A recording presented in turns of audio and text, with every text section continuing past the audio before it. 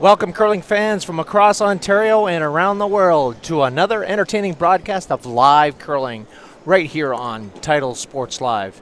This evening we have a heavyweight battle here in the men's recharge with Milk Provincial Tankard, coming to you from the Canada Summit Centre in Huntsville, Ontario. Well, Mary, we're approximately 250 kilometers north of Toronto. Just a fantastic venue here, and we are up for a great night. My name is Ian Tetley, and I'm joined by my esteemed colleague, Mary Chilvers, a two-time former Ontario Scotties representative and runner-up in the 1997 Scotties to Sandra Schmerler. Thank you, Ian. Yes, this is the showdown we have all been waiting for and expected to see so far this week. Two of the best teams here in the country are going to battle it out today to win that first spot in the Page playoff coming up this Saturday. So tonight's feature matchup, well, obviously for our A-side final game, is going to have Glenn Howard from St. George's Golf and Country Club in Toronto up against John Epping from the Leaside Curling Club in Toronto. Obviously, this A-side game, the winner of this game obviously gets the bye into the 1-2 Page playoff game. So this is the first berth there. Obviously, the loser will fall down into the B-side. So this is our key matchup game tonight. And then we've also got three other B-side games going on the rink tonight. We have got Cody Moss's rink up against Mark Keane. We've got Greg Balson's team up against Mark Bice. We also have Joe Franz's team up against Richard Krell. And so those teams they'll battle it out, and they will be joined by the loser of this game on B-side. We also have teams still alive down in C-side. Obviously, we had Wayne Tuck's team being the first team eliminated from this championship. We have McLean, Retchless, and Robillard still alive, waiting for losers from some of these games this evening. Mary, this format has been outstanding because every game means something, and obviously right tonight this is a feature game that is going to be action-packed. Glenn Howard's team, number 17 right now in the World Order of Merit from St. George's. What can you tell me about his team? Well, of course, I think everybody knows this team by now. We've got skip Glenn Howard, third Adam Spencer, the second David Mathers, and son of Glenn is Scott Howard playing lead on this team. Of course, Richard Hart was the third on this team previous years. He's no longer playing on the team. Expect to see big things from these guys tonight, Ian. Well, they are definitely the heavyweights. Obviously, Glenn, a 17-time champion here. But the new and up-and-comer that has been promising, we keeps knocking on the door, but obviously Glenn keeps pushing them back down. Team John Epping from the Leaside Curling Club in Toronto. John, his third Matthew Cam, his second Patrick Jansen, and lead is Tim March. These guys have had a great year on the World Curling Tour, currently number 8. You know, their season, as much as they've played a lot, they've played about 69 or 70 games now, and they're currently 39 and 31. So they're just above kind of 500. Right. But most of those games have been Grand Slam games and against some top-notch competition. Whereas Glenn has probably played the least he's played in other years. He's currently 30 and 14, and so you know what, that's still a good record for this time of year. Yeah, it's still a great record. Glenn did play in the Road to the Roar. Correct. Yeah. Yeah. And John Epping, of course, did play in the Roar of the Rings. Both not too successful at those attempts. And John, you know what? And John was in every game. I think he lost. The games he lost were like by a point. I don't think he ever got blown away. Yeah. You know, last year, everybody, and when we were in Coburg for this championship, everybody thought that John Epping was going to, make his way through. He ended up losing the 1-2 game to Glenn Howard, and then ended up losing the semifinal. And so Glenn ended up beating Wayne Tuck in the final last year. I think John's looking for a little bit of retribution. I know over the years that these guys have played 37 times, of which, do you know what the record is, Mary? No. Well, John's only won 11 of the 37 times. Is that right? Yeah. But in the last 2 years, they've played 7 times. Okay. And it's 4 wins for Howard and 3 wins for Epping. Okay. So I think John's looking to even that score. Yeah, he is. And, he's got to have last year in the back of his head, I think, really disappointing for him last year. He was definitely the favorite to win this whole thing. And I think, you know, them coming off the loss at the trials, I really do think they were very disappointed on their performance there. Would be nice to see these guys get to the Brier. Well, he's got a stellar team in front of him, and actually, you know, the irony of it is that his team reminds me a lot of the team I played with Wayne Madaw back in the 90s, because we started back in the fall of 94 with Wayne Madaw, and 95, 96, and 97, we were knocking at the door, but an old guy by the name of Eddie Wernick kind of kept knocking us off and pushing us down. And so I think the last 3 years, you know, good old Glenn Howard keeps pushing young John Epping down. So, you know, maybe fourth time is a charm here for John, and maybe he does break through this year. As I did, well, finally in 98. Right, yeah. But I think we had to have somebody else beat Eddie. So someone else knocked Eddie off that year. Yeah, thank God. Jeez. Oh, that's great. So John Epping here just looking to throw his draw to the button for the hammer. Glenn put his approximately a centimeter or two away, so there is room for John if he places it on the pin to get the hammer.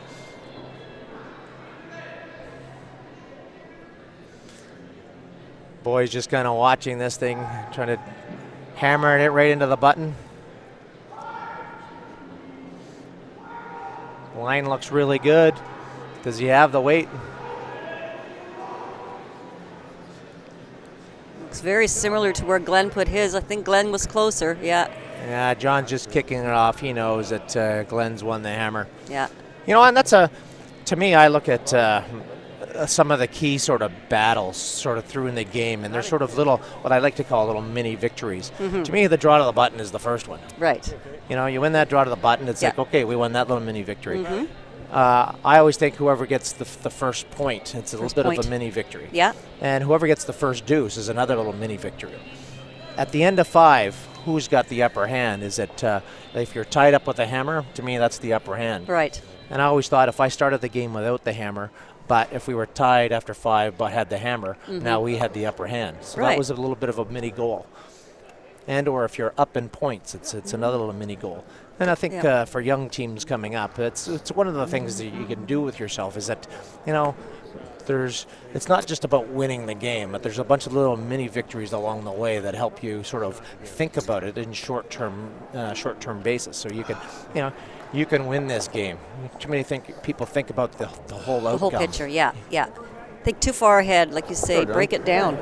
Break it down into little mini victories. Yeah, I was happy. Really good point, Ian. Obviously, three other B-side games going on this evening. We've got Cody Moss's team up against Mark Keane. Greg Baltzon's team is up against Mark Bice. And Joe Frahn's team up against Richard Krell. Yeah, so three of those teams are going to be dropping down to the seaside. And then it will become a battle down there.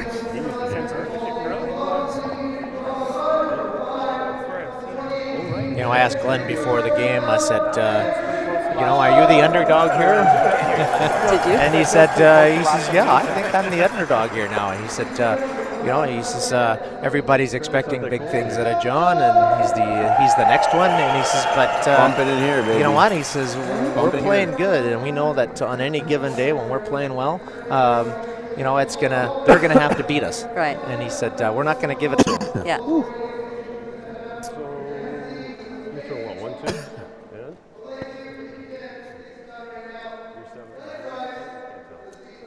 Introductions going on all 4 sheets. What a great facility we've got here. The ice makers have done a tremendous job. I know their only challenge has been, and so that some of the teams have had issues with, is that when they go out for the first practice, it's I like to call it Thunder Bay weight. It's like pretty heavy. It's about 18 seconds from you know, hog to stop. Right. And that's really slow ice. Yes. And so when you go out for that first practice, you've got to break it in, but then all of a sudden the speed does come up really quick. You know, it's been, I think most of the week we've seen so far, it's probably been 15.5 seconds between the hog lines. approximately 4 seconds from backline to hog. Yeah, we're definitely not seeing anybody struggling with the ice being heavy. We've on the contrary, we've seen a lot of draws going a little heavy on this ice. Great sweeping ice. Glenn did mention that. He said, you know what, it's for making like the hit and rolls. If you've got nice controlled board weight, it's perfect for the sweepers to do their job and execute those shots. Well, I think for John tonight, Ian, he's going to have to just try to play prudently against Glenn Howard. Try not to make too many mental mistakes. Well, I think, John kind of made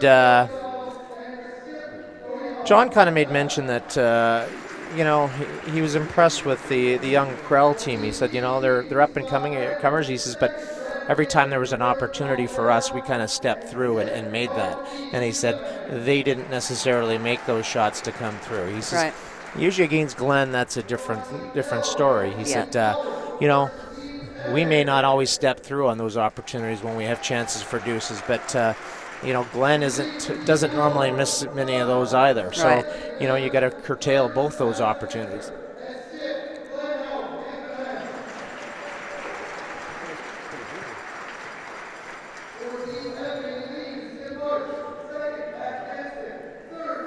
Glenn kind of had the how do I say this? The audacious part of representing Canada in the America's Cup, and I was asking him. I said, "Were you nervous going out for that game?" And he said, "Ted, I haven't been that nervous since a Brier final." Is that what he said? Oh yeah, he said, the fact that you're out there and you're representing Canada, and it's kind of the fear of the unknown because you don't really know what the other team's like. Yeah. He said, getting 7 on the first end and stealing 3 the next end, he said, kind of quelled a lot of those nerves. He calmed down after that. Yeah. Of course, that was against Brazil. Playing for a spot in the Worlds. For Canada, yes. Right, exactly. Yeah, I'm not sure that they're going to have that challenge again for Canada. Yeah.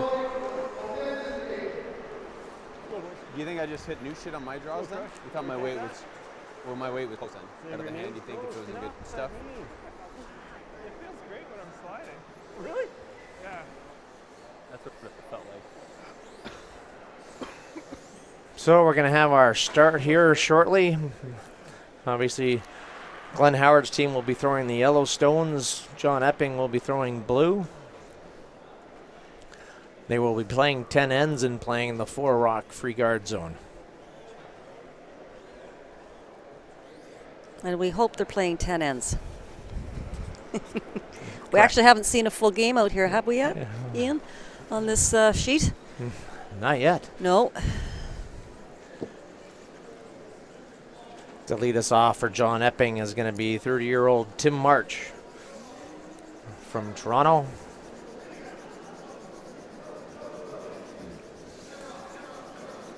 Tim and fellow front ender Patrick Jansen have done a lot of work working with their coach Jim Wilson, trying to make sure that these guys are throwing with a nice clean release and hitting their spots. It's good. And right away, Tim March throws a center guard, so we're going to get into this. We are. I know the Epping team also worked a bit with a sports psychologist this year. Are you yay or nay on that, Ian? Oh, I think it's fantastic. Yeah. Really girly. 27-year-old son of Glenn Howard is Scott Howard throwing the opening stones for the Howard team. 3-9 split. 3-9 split. So he threw it. That's got to be a proud moment for him, having his son aboard. Yeah, definitely. Probably a little deeper than he would have liked, but it's going to give Tim March the opportunity to freeze on this.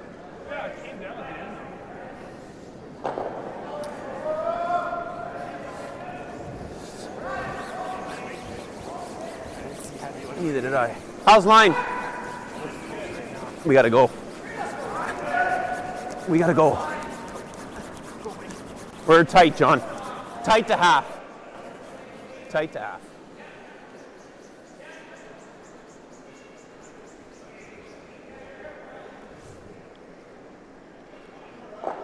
So a mistake right off the bat there, Ian. Tim March is coming up short here. Well, that's it's an opportunity for him to get that thing locked on, and for him to sort of put it side by side. That's a horrid miss in my mind. Scott Howard's looking a little hot here though too, as he tries to sink another one around, and this could be ugly stone number 2 here in a row. Glenn doesn't want those back there. Mind you, I'm not sure John wants to be wants to get into a dogfight out of the gate here and start freezing against 2 stones. Yeah, he's just going to hit this open rock here.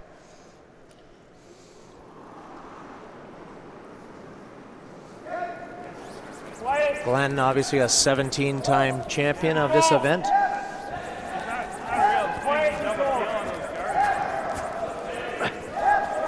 17 times, like that's like. Well, yeah, you know, you that's can't just even. Rude, isn't it? It's rude. It's hard to fathom, really.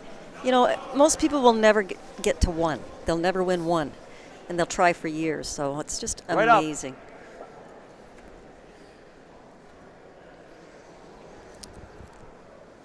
26-year-old David Mathers being asked to draw a run around here, top 4 foot.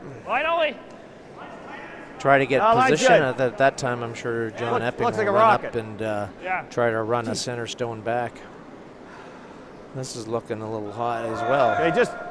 14:28 between Hogline, and they have not laid a broom to it.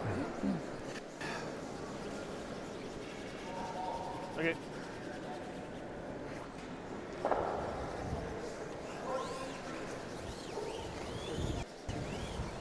We're right up, Pat.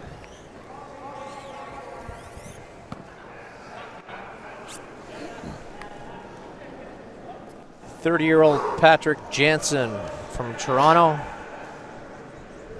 About to put this rock into play, trying to freeze here. Weight's good, top 4. Go, Matty. Where are we? We're late.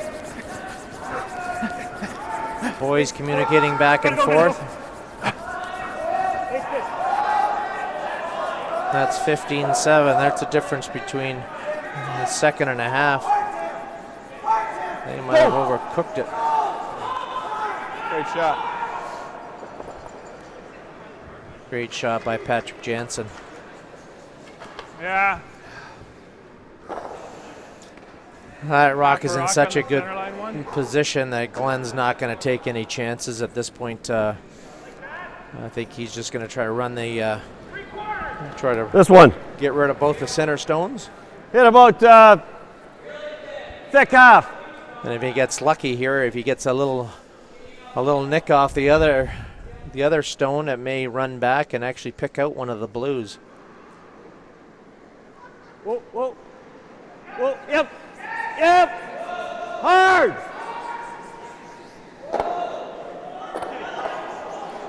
Or both the blues. How good a shot is that by David Mathers? Wow. Wow, that definitely changes the outcome of the end. That was 1, 2, what? At least 3, 4 rocks that he eliminated? Yeah. Plus his shooter. I think Glenn was even surprised at that. Yeah, sure. 27-year-old Matt Cam here. Now we got a pretty rudimentary end now. Well, these guys are just going to exchange stones, try to bank some time on their time clocks, and Glenn will try to blank this end now. Thanks. Yeah. Whoa. Whoa. Clean. Whoa. Whoa. Good throw. Good, Dave.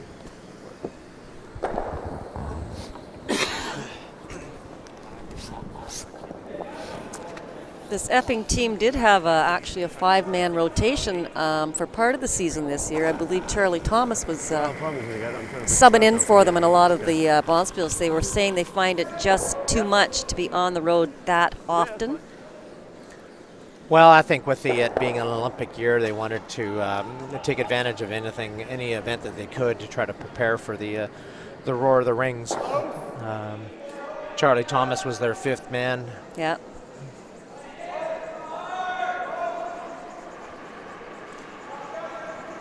Yep. 45-year-old Adam Spencer from Guelph obviously was a late addition back onto this team.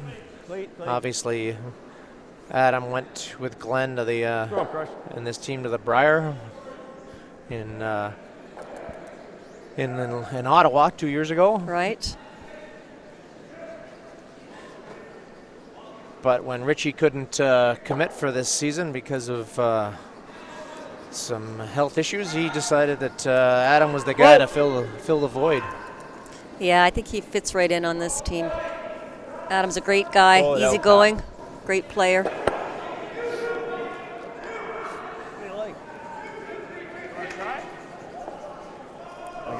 Glenn's saving some time here. He's already in the hack. Real good, eh? Yeah, I don't think they're going to take any chances here. You No. know, Glenn's just going to try and have another practice here on draw weight, try to find the line and get the feel for it. So you never know when you need to draw to the button.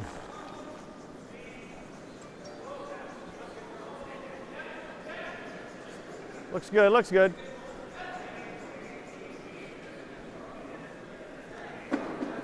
On the button. Right in the button. 15-2.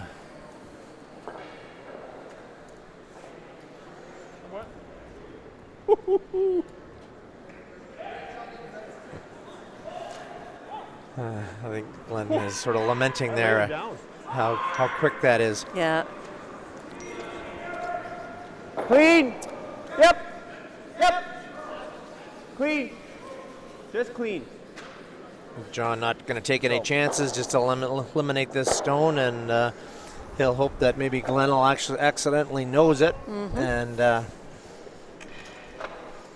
Give Epping the hammer. give him the hammer. Take a point. Be a nice force.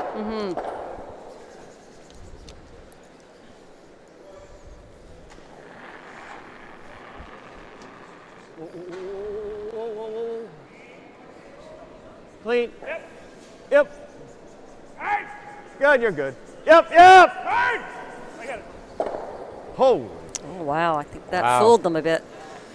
Yeah, I think he probably got caught up in a little bit of fresh pebble and it curled on him, and John Epping gets exactly that. He gets the force. That'll be 1 point for Glenn Howard. So after one end of play, Glenn Howard will lead by a score of 1-0.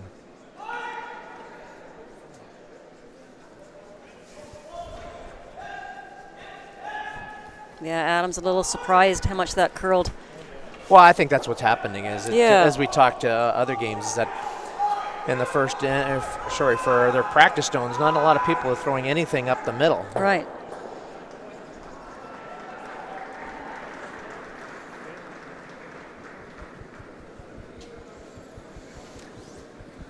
Glenn going to throw his Line's good. first rock from Scott and try to get it Go. into the top 4 foot. Short. Get her tight. Come on. Come on. What happened to that crush? Holy crap. I had this much.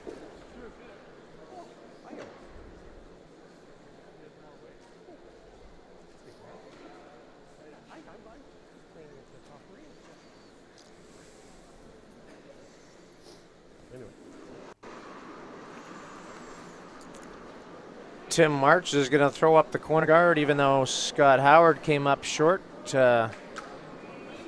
Tim's going to throw up the corner guard and try to get something established that he can use. So, and this is what we've talked about, is that everybody kind of throws the same weight up the middle that they've been trying to throw to the button, and they're two totally different weights because the center line is not broken in yet.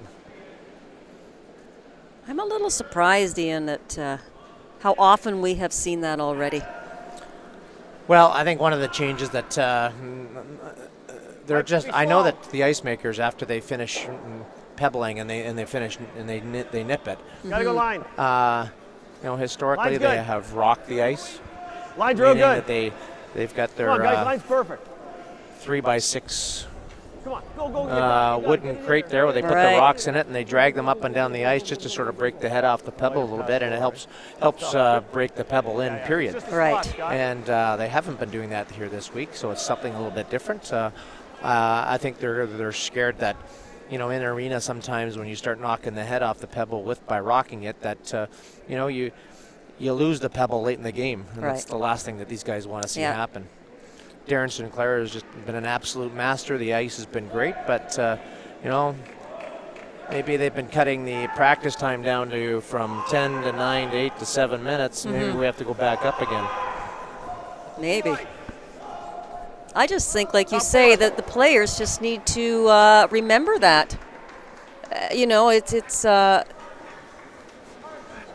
You're right. Everybody's practicing for that draw to the button, and all they're doing is 8 foot into the button area. Correct. You have to be aware that you have not played in a lot of the sections of the ice. Tim March going deep there with his draw. He gets it fully buried, and now David Mathers is going to be asked to come down and freeze to that. Line's good. Room. Not Scott. Got a curl. Line's good. You gotta go. Looks light. Hart's got it. Keep going. Line's good if you get it here. Keep going. Guys are working this hard. They ever. Keep going. Yeah, Adam. That works. It's a great shot by David Mathers.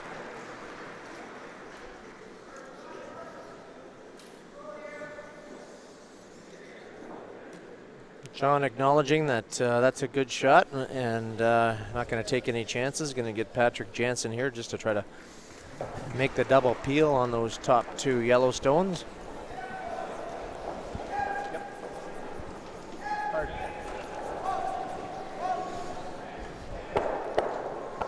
Oh, wow. Shot, Pat. How good a shot is that? Jeez. Not only did he make 2 of them go away, he made 3 of them. That's just almost like the first end. Well, these seconds are putting on a bit of a They clinic here so ever. far. Oh, man. Normal. It'll come up a hair.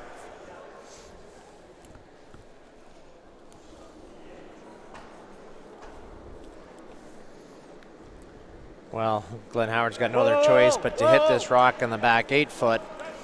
I'm assuming we'll probably see John Epping actually draw around his own center guard. Got a little bit. Okay.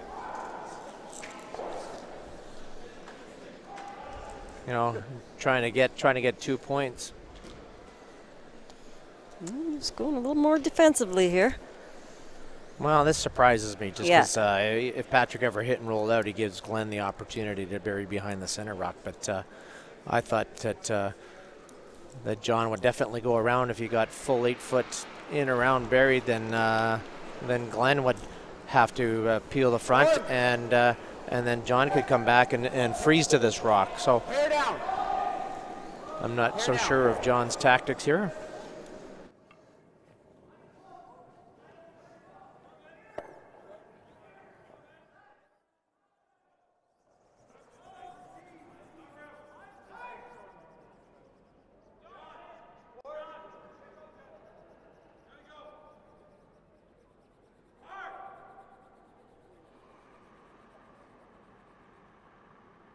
Yep.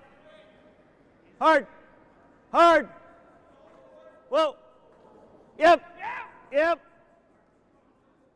Right to it. Okay.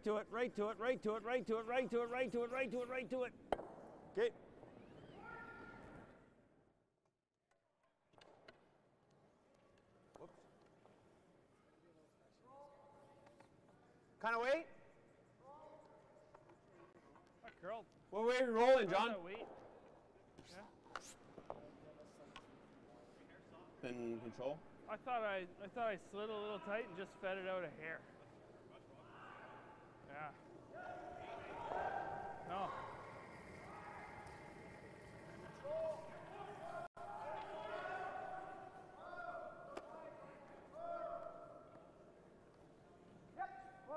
Whoa, whoa. Close.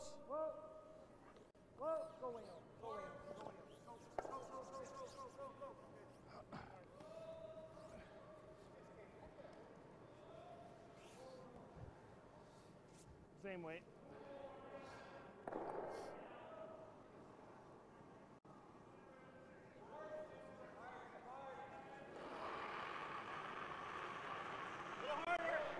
Whoa, whoa.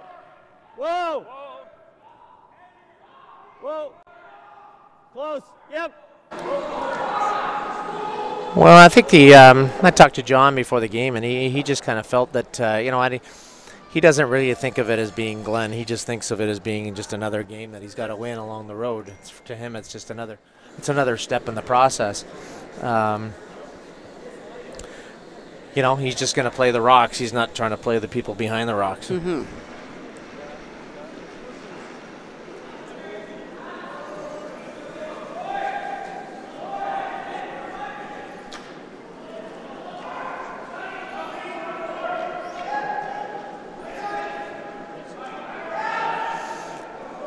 So it's interesting how he's drawing now in this end rather than earlier.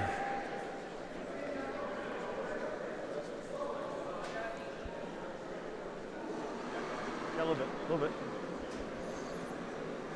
To me, that's way too deep. That is not top 8. Oh. Exact same draw on the button, isn't it?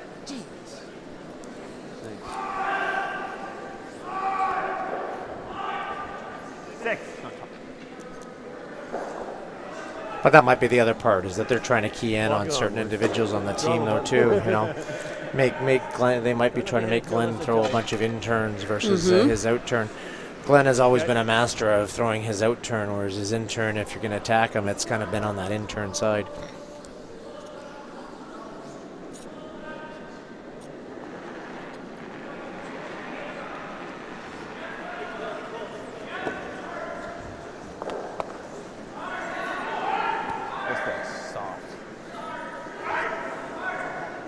Hard line. They're going to lose it, though.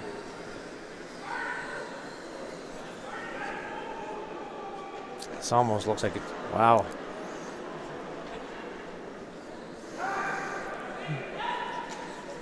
There's first break for Epping.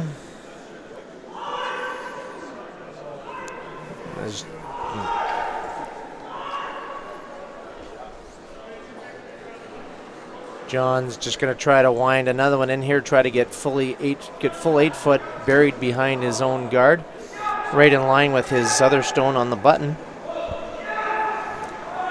And if he does that, then Glenn, depends how far he's got to get it almost to the top of the, I'd almost say he's almost got to get to the top of the 4 foot, because otherwise Glenn's going to run his rock in. Right.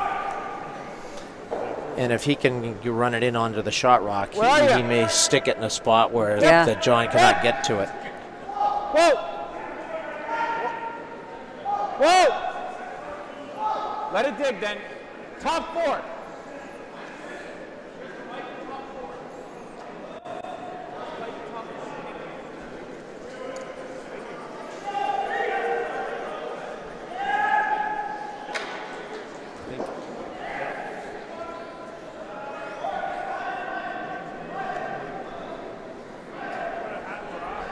The other option is to tap it on the nose.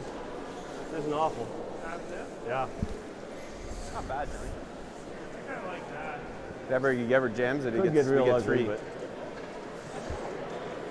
We're listening to Glenn here. I like it. I think he's just going to try to play a back line here, try to tap this on the nose and stay frozen to him, and essentially try to concede a single point to John. I like it. Yeah, they looked at that angle run back there, but it's risky. Gosh, air on thin. They're still looking at it.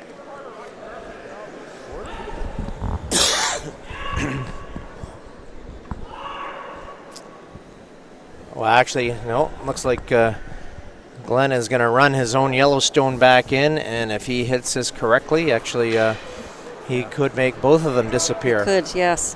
Actually, if he hits it a little too thick, he may jam the top blue on the other outside yellow, which so there's definitely some drama with this shot.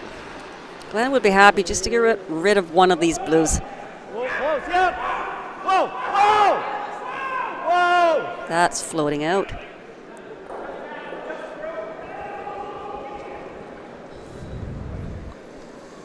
Wow. Opportunity for John Epping here. There's two misses for Glenn there, and John's now has an open hit for 3.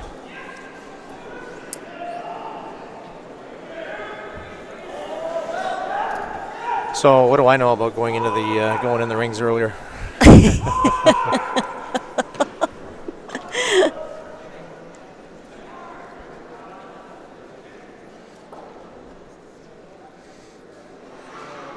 John just going to kind of play a control weight hit at this one. Easy. Whoa, then. Yeah, I think Glenn got a little unlucky on that last shot. Clean, clean. Would have liked to just at least get rid of one of the blues. Yeah. Wow, there's a great open hit for John Epping, and he will score 3 here in the second end of play, making the score 3-1 for Epping.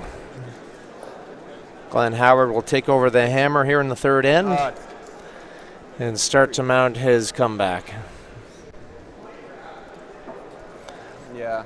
Updates from across our other 3 sheets going on this evening. Felt good. Joe Franz and Richard Krell are tied at 0 after 2 ends of play, with Richard Krell having the hammer there. Mark Keane and Cody Moss. Cody Moss with a 1-0 lead as they still finishing off the second end of play. You'd have to go the whole sheet. And Mark Bice has jumped to a 2-0 lead up against Greg Baldston. And they are playing the second end of play as well. Well, Mary, that was a huge change of events there. It was. I didn't expect Glenn to actually, really the guard wasn't in play, so I'm not sure if he actually got a little tight on his release on his first freeze. I expected him to freeze that right on there, and then at that point, John is actually in big trouble. Yeah. Yeah, just over curled slightly for Glenn. And then his last one, a little unfortunate.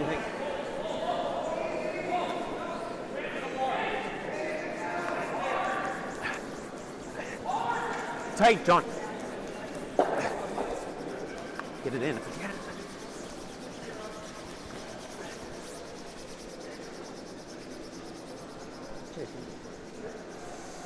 John trying to get Tim March to come right into the top of the 4-foot, and he comes a little light, which on these ice conditions, I'm sure Glenn Howard could probably use that as a guard to some degree if he needed to. He could easily bury behind that in the back 8-foot. Right here. Halfway, halfway. Control that. Okay. It works.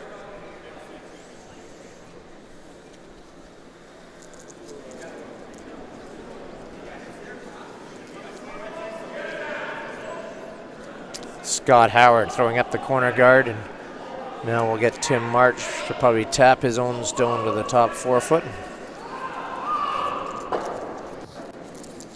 I thought tight. Tight!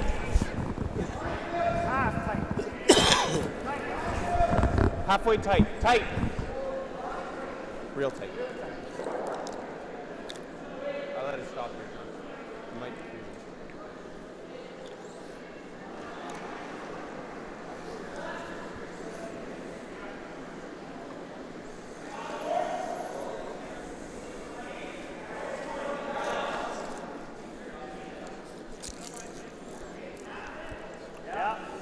I like this. We can go here if we have to. Yeah. See, that's the unfortunate part for John Epping there with Tim March's rocks both like that staggered. Yeah. They create an opportunity for Glenn to utilize it and to go behind it. A little tight. Line's tight. Whoa, whoa. Whoa, whoa. Right here. Come on, guys. Go, go. Line's good.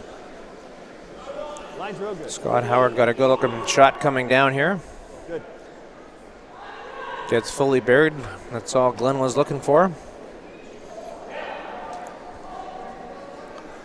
John's not going to take any chances here with Patrick Jansen. He'll just try to peel off this corner guard.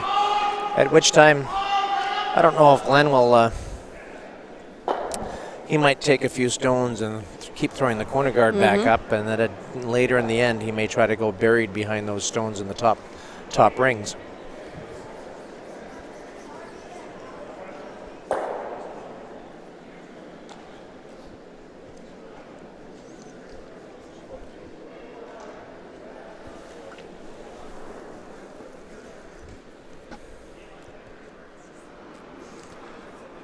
David Mather's here. He's going to throw the in-turn guard.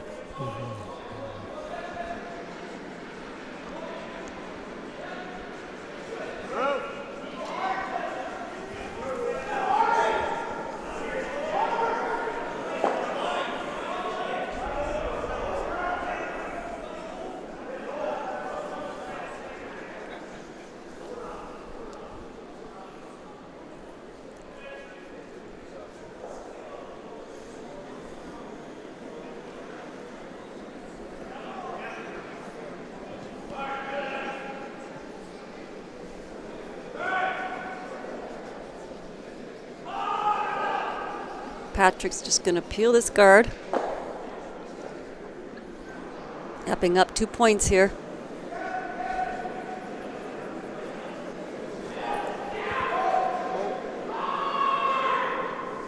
And we have a mistake. Wow, that's almost like 3 guards up there, because now I think he can go all the way around this. Or that. Does he need to, though, Ian? What do you like?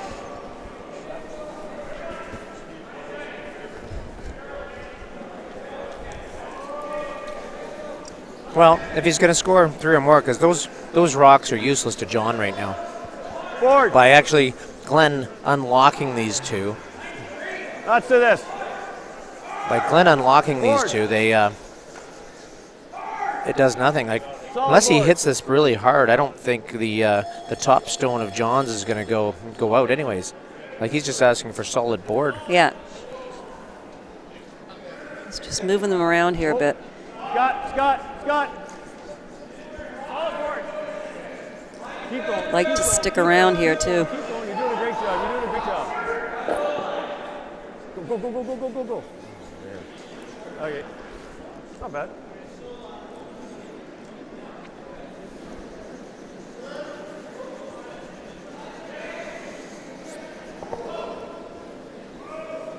See, I'm not so sure that Glenn's in better shape, obviously, because of that. The guard's there, but the guard's really, really long. Yeah. So I think regardless of if he gets one buried behind that guard, I think John's going to be able to, somewhat easily remove it. Yep. Whoa.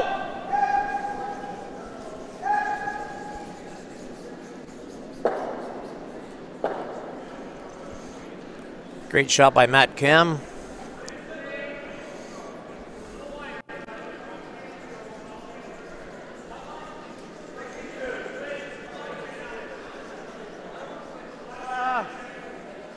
Ready for him.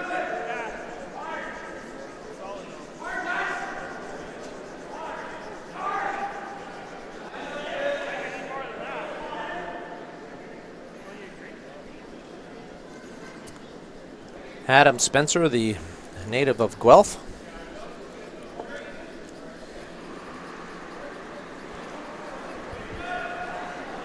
Whoa.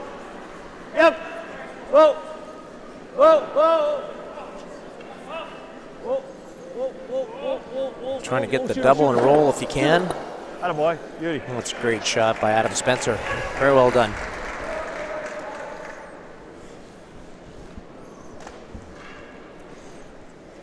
Going to show you this Adams stone again here. Well thrown, well called, well swept. Makes the double perfectly and rolls it over. So all Glenn's looking for now is maybe a little bit of a half shot by John's team, and then all of a sudden his other stone there in the top 12 foot kind of comes into play for hopefully a second point.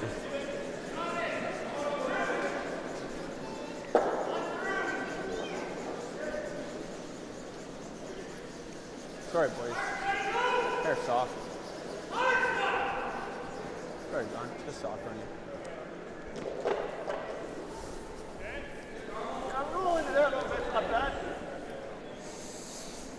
He got it in such a spot that I don't think there's a double there available to Glenn, but he can actually, if he can nose this thing and roll, almost be corner frozen. I don't think he'll be shot rock though.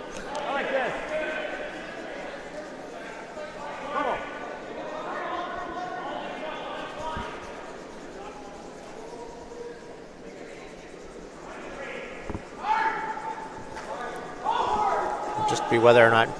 The only thing he doesn't want to do is squirt over and tap his other stone out, because then he may give an easy double back for John Epping. Well, this rock looks like it's curling early.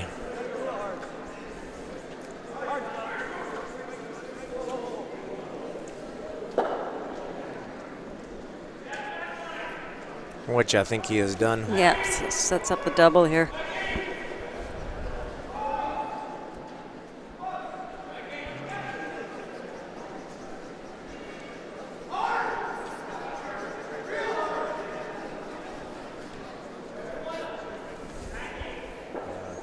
If you go over there, I figure you blast everything and I can just peel the guard and go around. Or Yeah.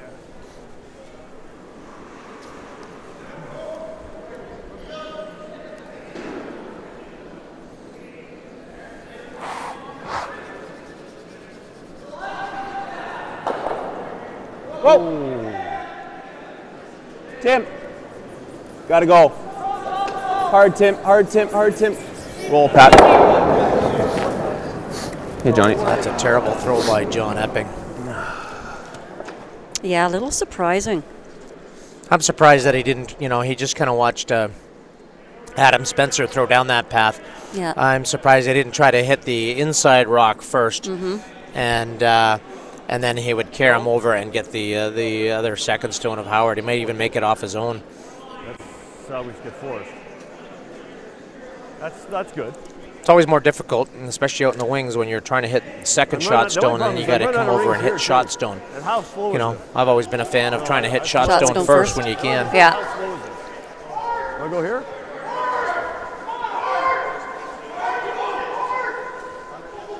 Yeah. Yeah. What do you think?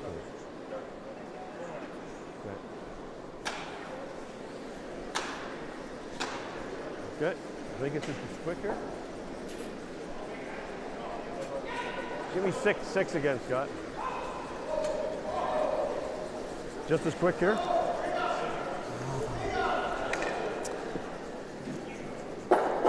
Obviously, all the rocks here are labeled 1 to 8. Usually, the skip throws 7 and 8 for that purpose. But when they go out and practice, they fiddle around with the rocks to find out exactly which ones are curling, which ones might be slow. All the rocks, they're almost like snowflakes to some degree. Yeah. They can be somewhat different, just minor idiosyncrasies between the rocks. I got 14 and a half on that, which on this side might be a little hot. I gave it a little extra, didn't need to. Pretty good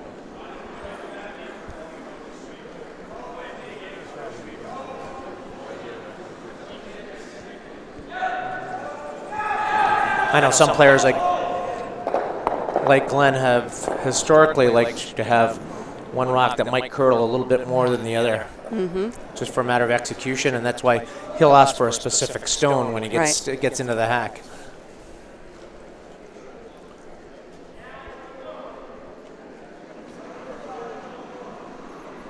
John going to throw a little board weight hit here, try to hit and flop in behind.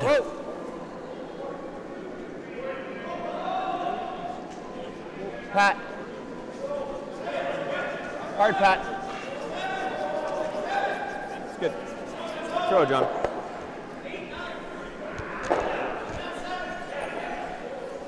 Well, last end it was Glenn Howard giving the break opportunity to John Epping. This end it's John Epping giving the break back to Glenn Howard, and Glenn's going to have just a lightweight board hit nose for 2 points.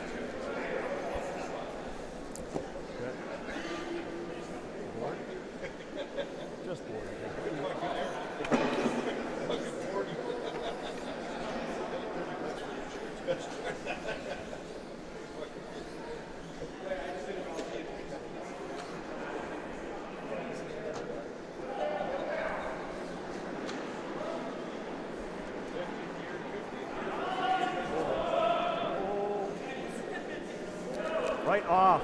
Scott! Uh-oh, this looks like Glenn must have floated this wide. Yeah, might be a two little bit. interns at, I think he's got contact. Is he going to hang around? He is.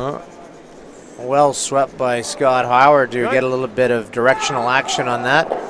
That'll be 2 points for Glenn Howard. And at the completion of 3 ends, it will be a tie game, tie score of 3-3.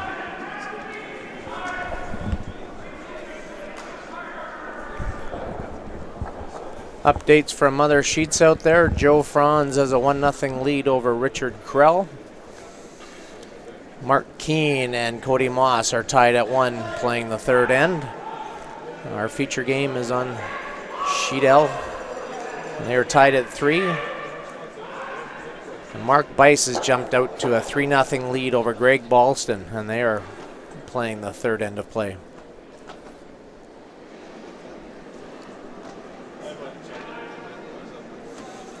Well, Glenn will be happy with that. You know, after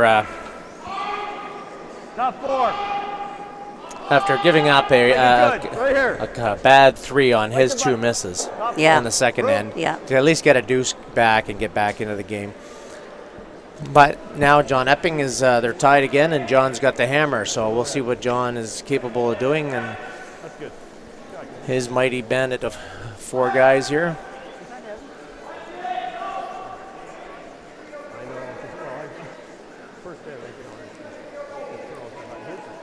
Asking Tim March to throw up the corner guard.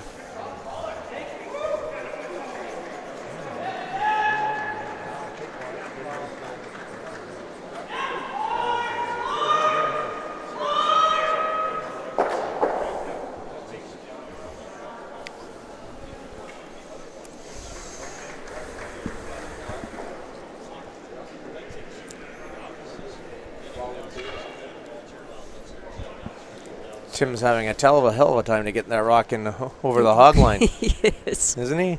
Yeah. Afraid to put it in the rings. Got great sweepers there.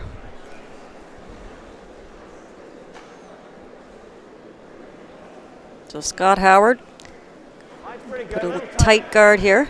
Line's a little tight. Line's tight. Where are we? Forward curl.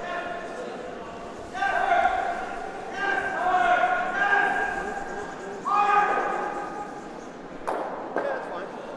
Go to that side. Well, the only the beauty of that rock is it is now the control rock, and it cuts off John's corner guard Right.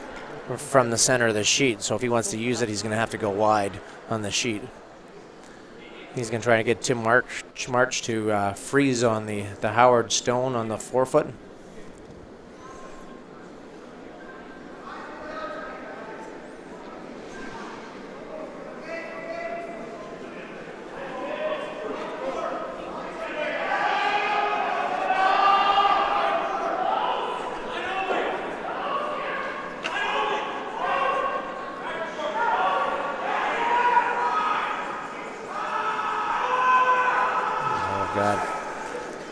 Just those little nuances, and that's what this game is, a game of inches, and he little chaps off just a tiny little bit, and it's going to give Dave Mathers the opportunity to play a little hit and flop inside.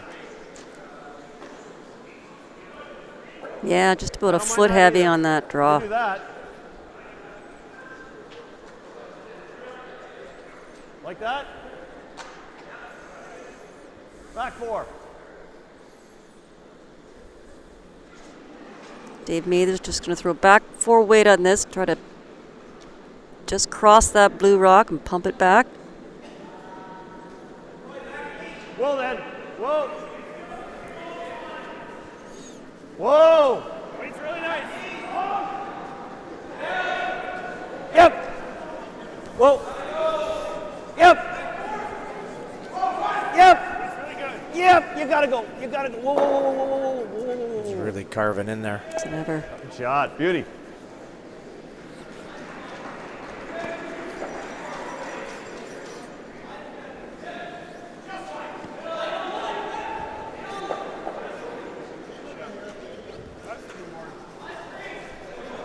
Pat Jansen going to play the run back here. Got to get rid of some of these yellows. Well, they're in. The Howard team's in such good position right here. John's got no other choice than to.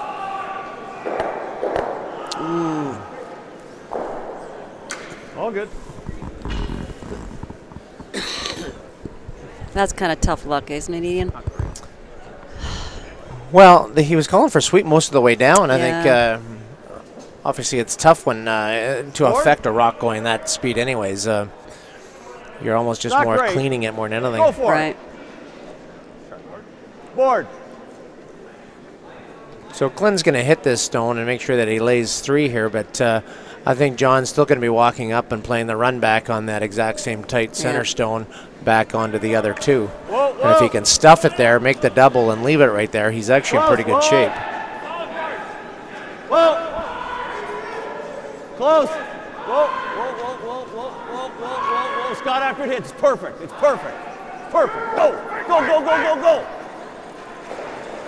Oh, David. Oh, David. Wow, this becomes a very, very key shot for Patrick Jansen. Great shot by David Mathers there to make the hit and flop inside, and sort of set up the Christmas tree as we always kind of talk about. Yeah. All you can see is a bunch of edges of rocks. And now Patrick's going to run this back, and they need. See, he's actually tried to overthrow this, and he's missed everything. That's an ugly miss. Yeah. Yeah. You know, and that's maybe one of the challenges that John has with a young team is that you know, someone needs to tell these guys when they're in that situation, you throw it 80% because the adrenaline's pumping, Right. and they end up trying to overthrow it. You know, to me that shot for him was all about line. Right. And so you're concentrating more on release than anything because your weight's going to be there. Right. Exactly. You want to guard this one, eh? Yeah. Choke that off. So Epping in a whole lot of trouble here right now. Well, then there's not many out options. He's going to have to take it, try to hopefully run this Adam Spencer rock off and sort of hopefully take one rock at a time here because I don't think he's going to get more than that at a time. Line's tight. Real tight.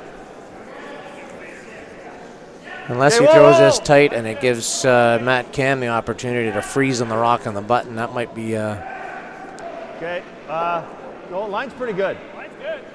Save a bit if you can. No, whoa, whoa, whoa, it's okay, it's okay, it's okay, it's okay. Whoa, whoa, whoa, not in, not in. Good scrubbing, boys.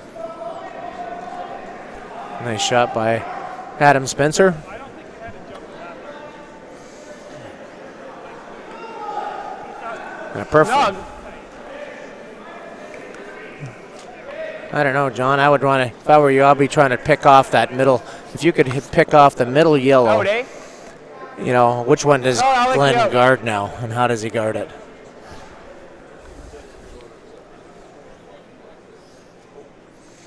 Because I'm not sure he can get You mean more pick than off the middle guard, the blue one?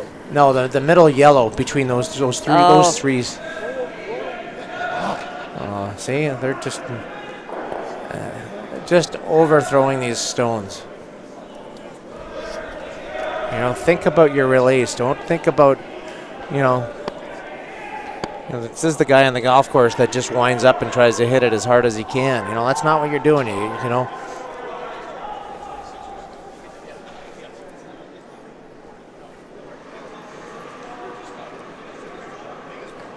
And this is one of the interesting things about the game of curling is that it's about controlling your emotions. And you know, your lead misses 2 shots.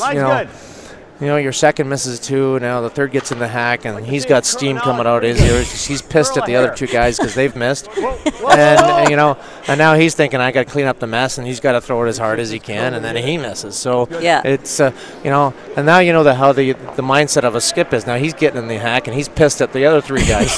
So. Well, you know, and that's where your sports psychology is supposed to come into play here. You got it, Mary. You got it. And perhaps maybe, you know, Jim Wilson should have a little chat with these guys if they can get out of this end. Oh, he's behind that bench right now. He is seething right now. You cannot get him a Kraken and Coke fast enough. Oh, Ian.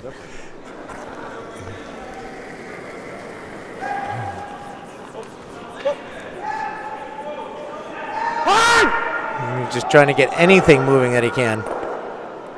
There you go. Well, it's better. Well, because now he's got options, and you know, I'm not sure Glenn can guard them all. You gotta go. He's always gonna have a shot. You guard this, he makes this. I go that, he makes that. Yeah, I'm wondering, do we go right in? Maybe we go here. Yes. Yeah, if he makes a flip under, you've got to run back. I think you want to keep it fully open, though. And then it's a tough run. Wow, that's true. Pretty tough. If you're edge on edge, I don't see a triple. Yeah. I think that's the spot. Yeah. Okay, so that's what I've been giving you. Yeah. Hair more, hair less? Yeah. Okay, maybe a little, yeah.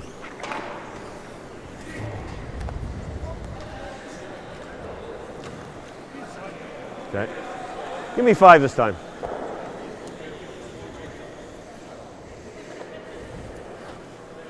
Real good, eh, guys?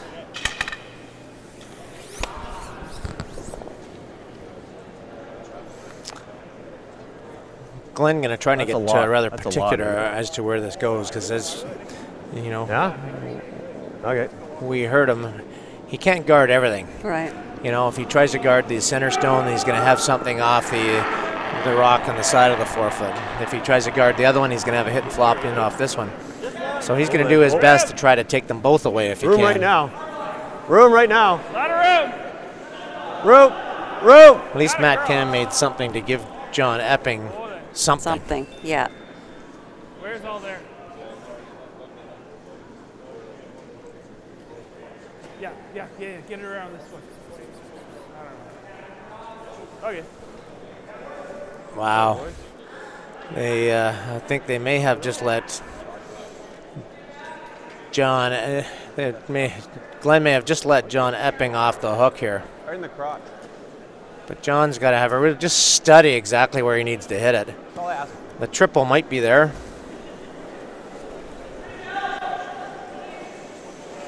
I think if we listen to Matt Cam there, Matt was intimating that if he hits it right in the crotch, all 3 of them are there. Yeah. Well, that would be a big victory for John if he can turn this end around. A huge moral victory, wouldn't it? Yeah, for sure. Glenn's going to be thinking for an end. John overthrew it.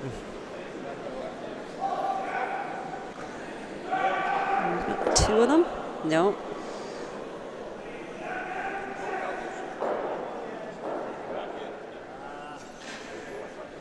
He's lost about an inch of it.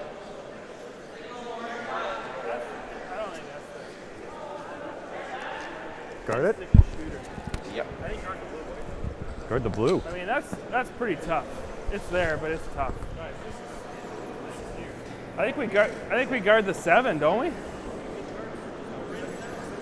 Yeah, guard them both. I think so. Yeah, that's the spot.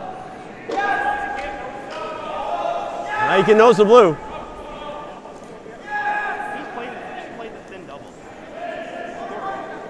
Oh, you mean the shooter take the right one? Can he nose it? He's buried. I know. I think you try and take them both away right here.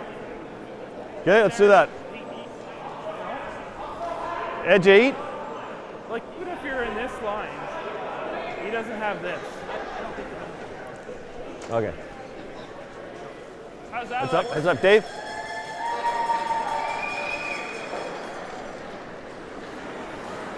So what's the decision here, Ian? I know, that's what I'm thinking. Looks like he's gonna. Well, I think Glenn's going to try and take away. He's going to try and sort of stick it in the hole between the blue and the red here and sort of create sort of the Christmas tree if he can. Sort of just show John a bunch of angles. And then it's going to be, John's going to be hard pressed to score. He's going to have to play something really, really difficult just to even hold Glenn to a steal of 1.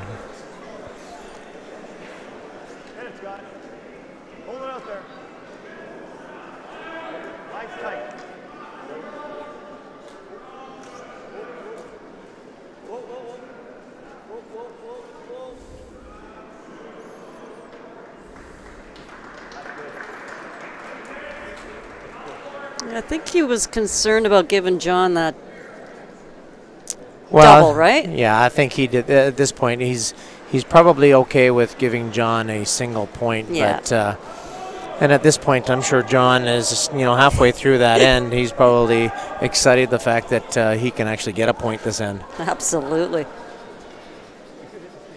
Was not looking good for the Epping team. They need to just calm down after that end.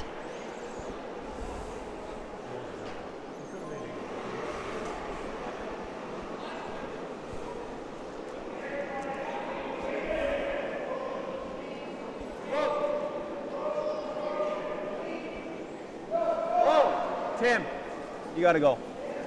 Wow, and this is running. This is running.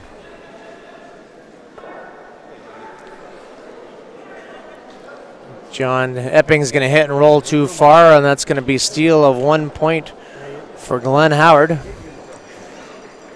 And Glenn will take a 4-3 lead going into the 5th end of play. Updates for you from across all our sheets here. Richard Krell scored 2 points in the 4th end to take a 2-1 lead over Joe Franz. Cody Moss has taken a point in the 3rd end to take a 2-1 lead over Mark Keane, and then they are playing the 4th end of play. Our featured game, obviously 4-3 for Glenn Howard. Then on our outside sheet, Mark Bice has a 3-1 lead over Greg Baldston, and they are playing the 4th end of play.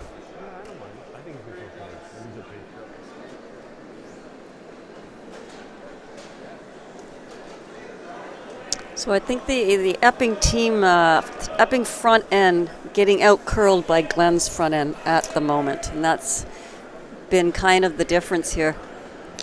I'm a little suspect of John Epping's second stone being a little bit straighter. Straight? Yeah. You know, he threw it coming back this way, and he threw that board waiter, and it really didn't make much of a move. And that end there, obviously, it didn't move.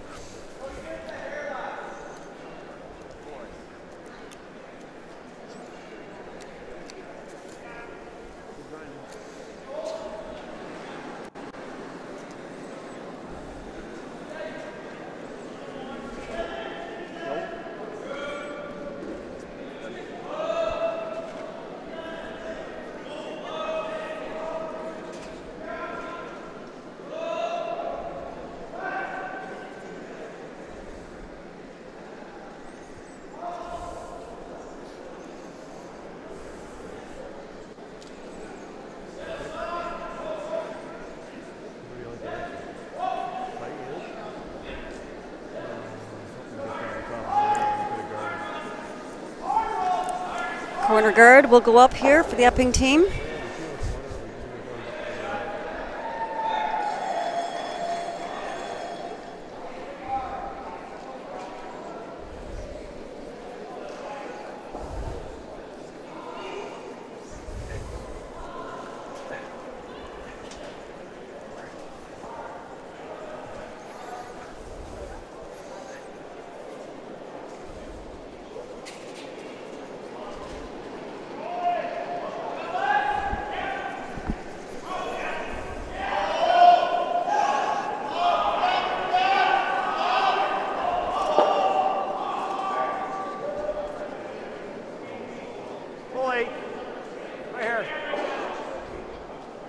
Right here. Line's good. Not heavy. Looks heavy. Is it to it?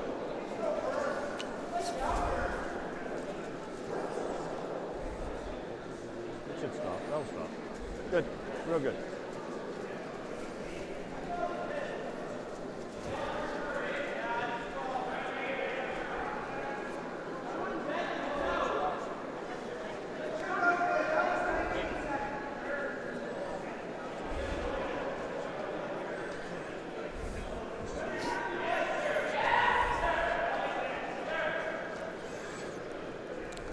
Well, interesting that Glenn only being up a single point here would get both of Scott Howard's stones into the forefoot here. You know, this is going to give John the opportunity to establish a rock in the rings around a corner guard.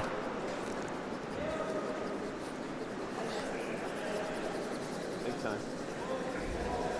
All the way, Patty. Gotta go, bud.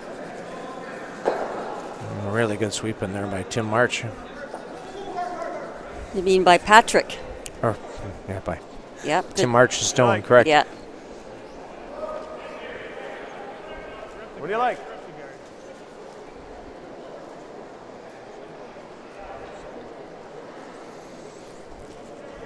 Just like to send What do out you a big like?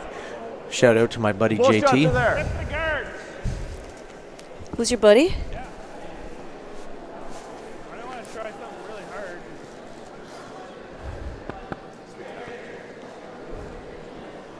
Throw.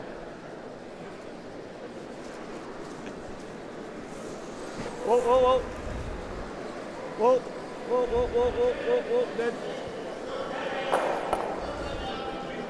There you go. Well, I think it looks so easy. he doesn't want to throw it. That's why I didn't want him to throw it. Yeah, pick one. Well, John Epping at this point has to be patient here. Just keep replacing the corner guard, and hopefully he'll have the opportunity to double off the Howard stones and possibly get his 2 points this end. Way out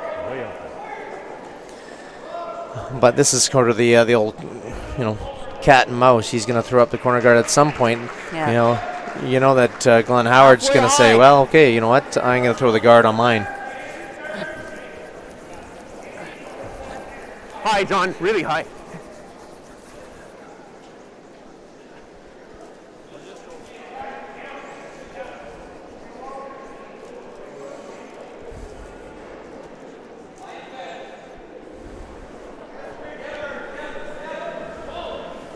Hack.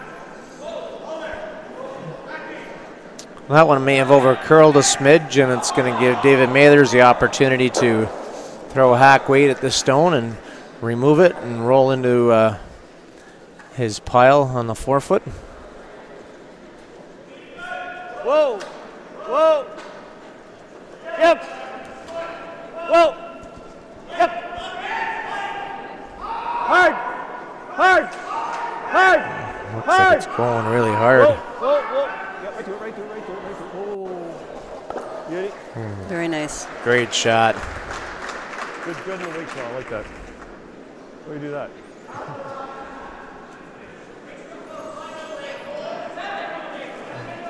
Well, Patrick Jansen gets the opportunity here to throw the intern missile and try to make the double takeout.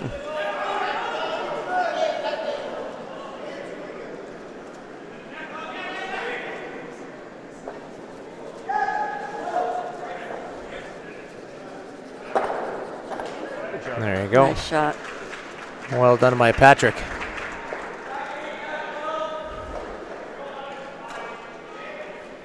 Board.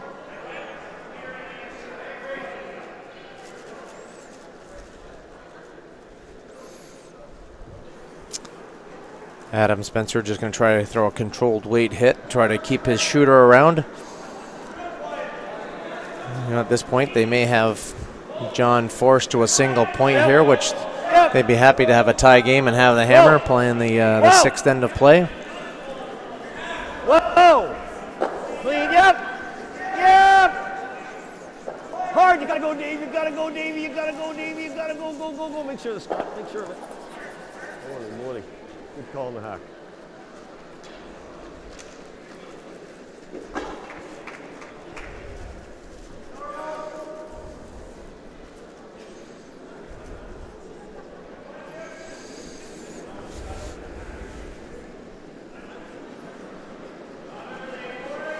In our other games, we have a score of 4-1 with Bice over Ballston. Keene up 3-2 on Cody Moss. And Krell up 2-1 on Joe Franz. I think Matt Cam was trying to make the double and the roll if he could have, but he ends up nosing this. Ford, Paramore. You know, this morning we had a bunch of students in from all the schools from in around Huntsville here, and our good friend Peggy Barrett had been the principal, and in her last year, I guess she is retiring this season. Yep. You know, I've got a fellow friend, his daughter Sam is headed off to a bonspiel this weekend, and he wanted me to send a little shout out to her. So good luck, Sam, in your spiel this weekend. Very nice.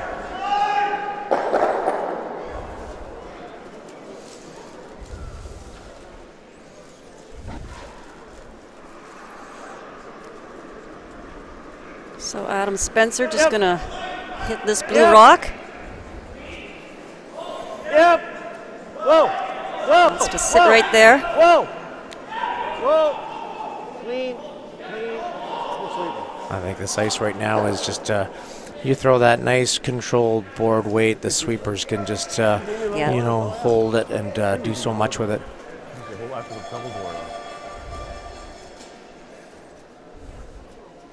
That was a little like, well, I was sure great.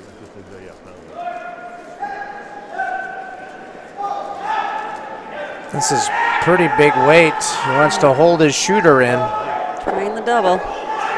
Oh, great shot. Wow. Oh, what a great shot Absolute by Matt Cam. pistol by Matt Cam. That's what they need. Beautiful shot. Just comes down with big weight here.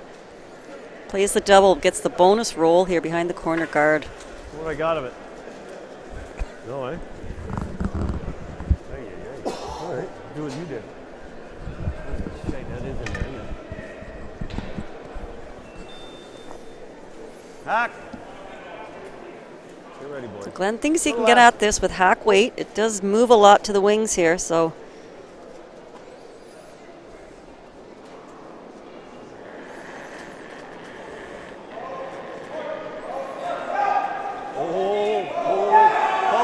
Well, the way it winds in there, that the corner guard almost isn't in play. Whoa! Scott, whoa! You know, because it just winds so hard. Clean! Scott, go! Glenn's got really nice controlled weight. Look, he hits half to 3/4 of that stone, and it was fully buried.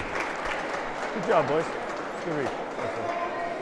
I think John's going to have to try to get this thing almost over buried, because even when it's over buried, Glenn could probably still get by and pick it out. I thought it was one of them.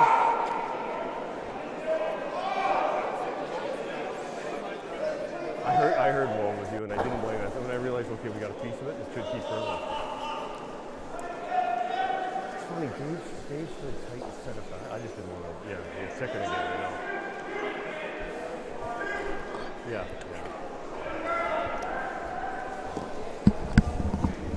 Wait for it.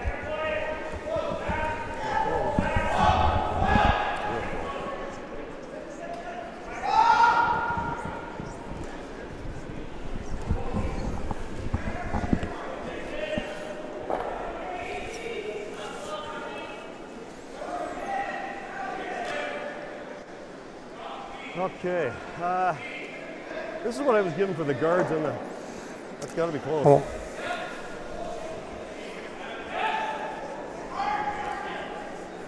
Well, John's going to be upset with hitting and rolling out there. That was an opportunity to hit and get buried, and Glenn would have to try to follow him down in some manner. You know, it's just interesting with these ice conditions right now. It's that I do think anytime someone's overthrowing them, like they're definitely missing it. Like, especially on a lot of the big weight hits on this ice right now. If you're throwing it too hard, what happens is that the rock kind of flutters a little bit and doesn't find its line. You know, you got to concentrate on making a nice clean release. You know, I'm just curious if one of John's rocks might be a little bit straighter than the other one. You know, he hit and rolled out last end with his last stone. Right. 2 ends ago, he didn't make the hit and roll back inside. Right there, he just hit and rolled out. So I don't know if it's that same stone that might be a tiny bit straighter, or if he's just backing them a little bit. I'm not staring at his release, so it's really difficult for me to say. But you know, as a commentator, you can kind of review these, and a lot of it's probably going to be either overthrown or there's a little pinch back. Right. Just because this is perfect weight right now. If you're trying to make a hit and roll, to me, board weights kind of thing. Like it's just barely bumping the board. Right.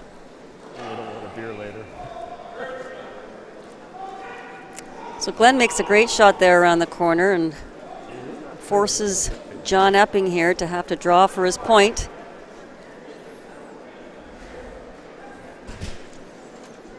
Good 5, boys. Good 5.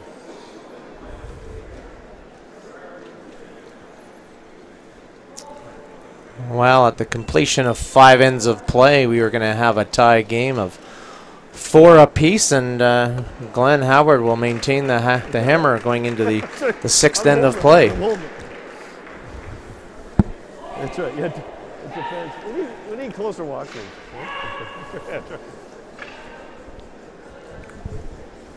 Yeah, I don't have the heart to tell you I've already gone 3 times, but I haven't left.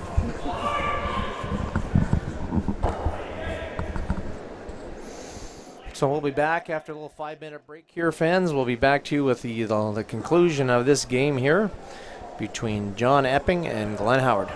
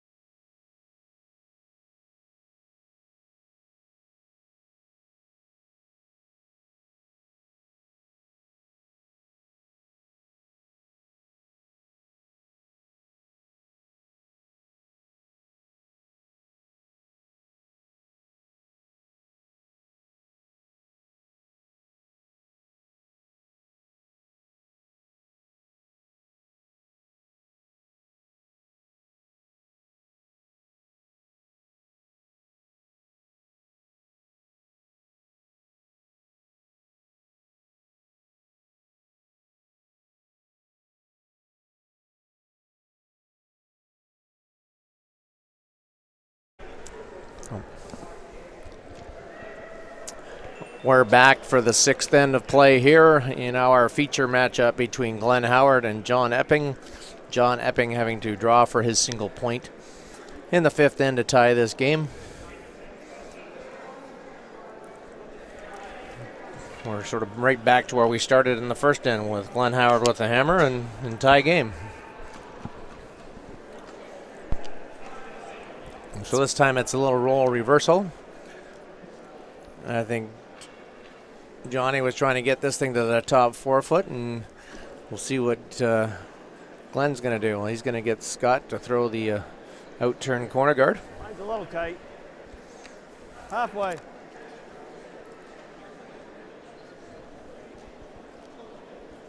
You can see it looks like lots.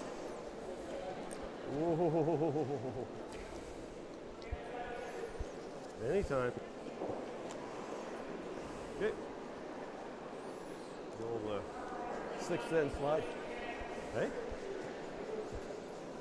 Yeah, that does, right? What's it, about 4 or 5 feet slower? It's just slow as opposed to the other real fast. Scott makes that corner guard, and now I would think that John Epping would probably throw the center guard. Half on its own.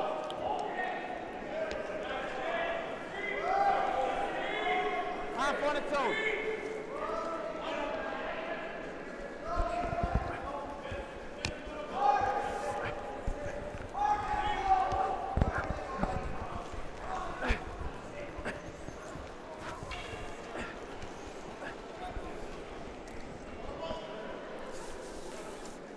Tim March throws up the tight center. He's just kind of showing an edge here, and I think... yeah, he kind of wanted to cover the inside edge of that, I think. Well, I think Glenn's going to get Scott here to try to throw a little backline weight and try to just chap it out in the open, but more importantly, try to roll his shooter if he can all the way over into in behind his own This is corner guard. really moving and little light. Yeah, I think there's a cleanup on aisle. Little pick here? L here. Oh, no. No, just... I think Scott might have hurt himself when he released that.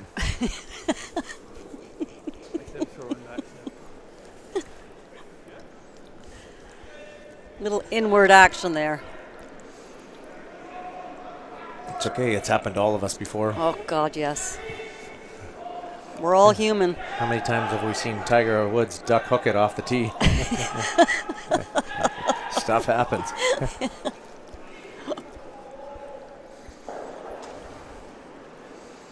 Well, this is going to give Patrick Jensen the opportunity here to maybe wind one all the way around into that into the 4 foot and button location. Coming down. No, it's coming down. This turn is just winding in here. I don't think, I think it was partly, it might have been a little bit of Scott Howard, but it could be partly the ice though too.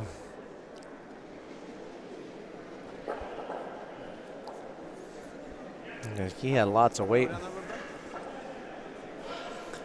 So John Epping will lay 3 here, and David Mathers will try and run their own center guard back and hopefully stick it and be in a real good position. Could get a couple out here.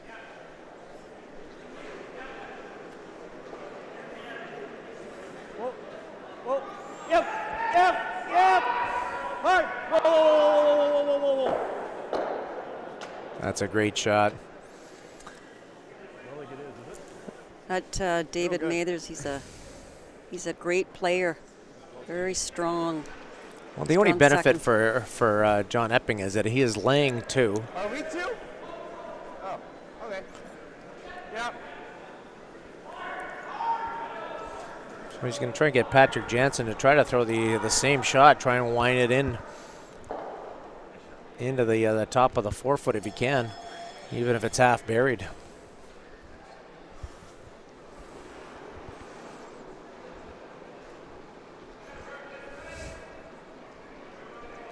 T still. Coming down. If.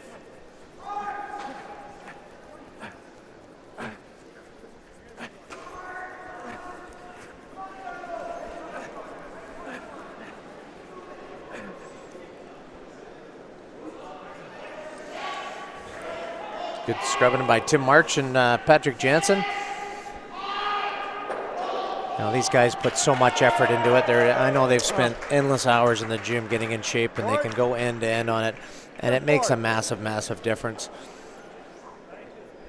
You know, you think of the top teams on the tour, like whether it's Brad Gushu's team with Jeff Walker and Brent Gallant, or if it's Jacobs. Well, the Jacobs team with EJ and the two Harnum brothers. They're just incredible athletes. That's probably the biggest change we've seen in this game. He might have overthrown this one just a tiny bit. Hangs it around for shot rock, so John will have to deal with it.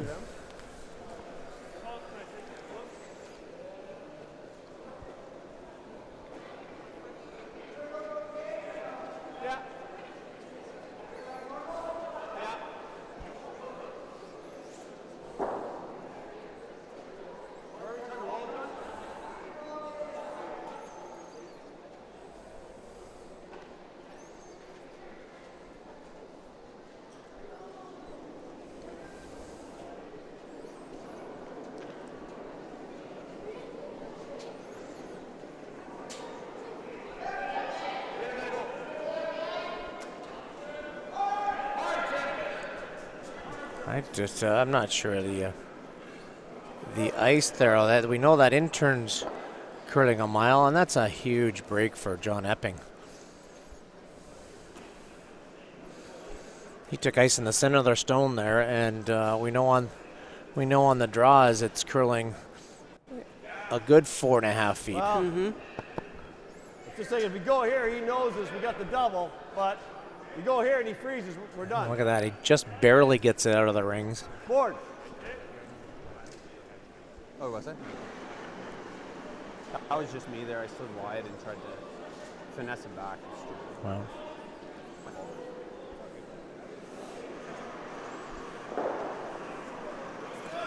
Close. Well, Matt admitting to the fact that he slid wide and then he sort of, so as we call it, squared it. Yep.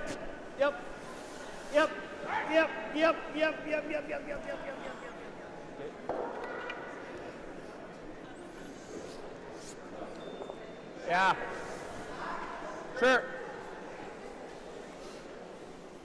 Well, this may give Matt Cam a little reset here. He may have an opportunity here to make a little hit and flop in behind if he can.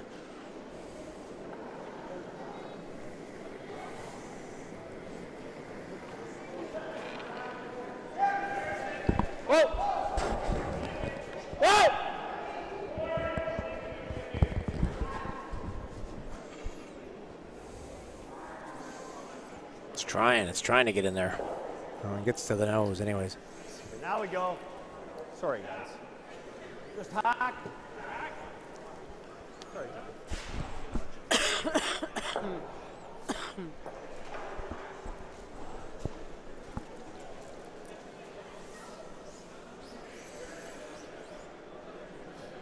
Adam Spencer here with the opportunity to throw a little hack weight shot here, try to hit and flop inside.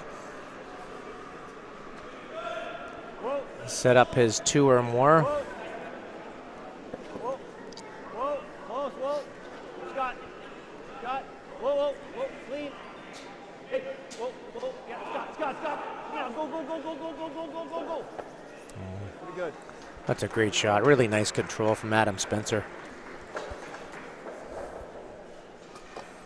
Nice shoot. Scott's so powerful. I didn't want to overcook it. Heavy, but real good throw. 2 real good ones. So Johnny just going to throw his nice control weight as well. Well, he's got to hang around here. Like obviously, there's shot rock at the back of the in the back 8 foot there, in the 12 foot, but just shot. So if he hits and rolls too far, it's going to give Glenn the opportunity to hit that stone and basically get a free deuce out of it.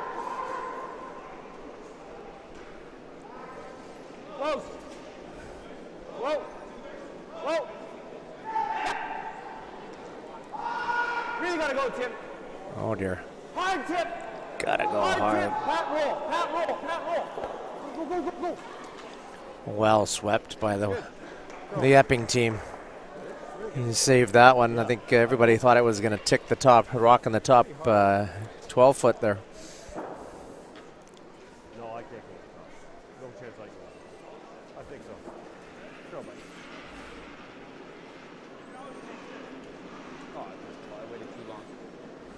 You had it out of your hand. I just, What do you say? managed it. Feel? I don't think I can't go over the top. Problem is, if I throw normal, am I going to get enough weight to get it out? Okay, let's throw peel. Peel? In turn.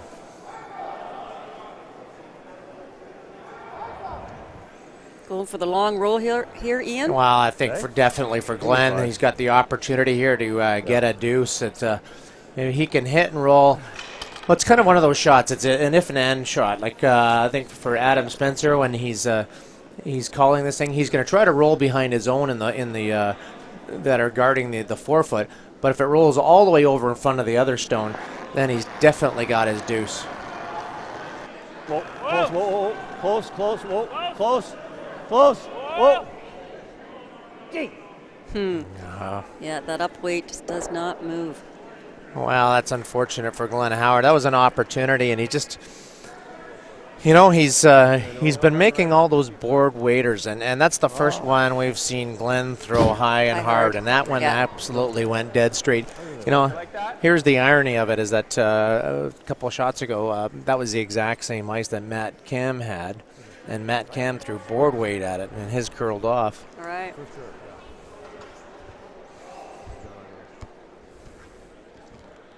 So now John's taking a couple inches of ice. I'm sure he definitely has to stay in the rings first and foremost in the 8 foot.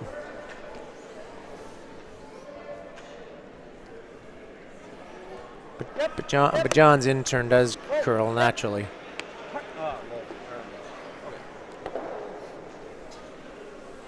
Yeah, I do. Of course,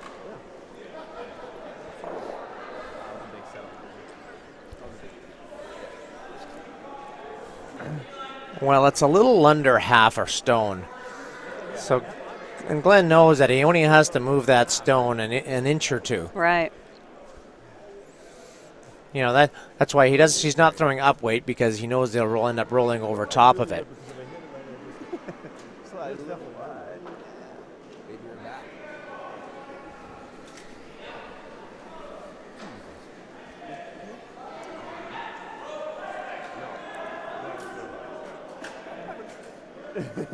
Played the hole and thinking we were shot. solid board, I can't go over the top. Okay. Wow. What? You think more? Oh, that's good. Solid board. Let's go. Well, I think this is a safer weight call, don't you think, Good. Ian? Oh, 100%. He always makes sure that you get your point. And Right. like the last thing he wants to do is roll across and give John a steal of a point Exactly. here. When he per se would be getting greedy. Right. I've got that my old saying, and I say, pigs get fed, hogs get slaughtered. So, I don't know if that's being a little greedy here for Glenn, but I think, Well, it's conservatively greedy here. Well, I think this is where Scott should sit back and listen and watch the master. Yeah. It's Whoa. close. Whoa. This is close. Go, go, go, go, go. Jeez. Look at this. Look at Oh, this. what? What a shot by Glenn Howard. Wow. Oh, my. What a great call. The old Jedi master showing these young kids. Snatched that pebble from my hand. Here's another look at it. Just curls enough. And look at his board weight. His Yeah. weight was perfect. If he doesn't touch that rock, he probably still stays for shot rock. Such a veteran call, for sure. Yeah. Oh, the safest way to make the shot. To get one. Right. Never ceases to amaze, that guy. Well, the one guy from Ontario that will never go away is Eddie Wernick, and that was very Eddie-esque. It was a little smoke and mirrors. You just kind of angled him a little bit, and out of nowhere, Glenn Howard got 2 points. So that's a huge 2 points at this point in the game. You know, he jumps ahead to 6-4. You know, Scotty's a little lamped up after that, and then he ends up throwing this through the rings.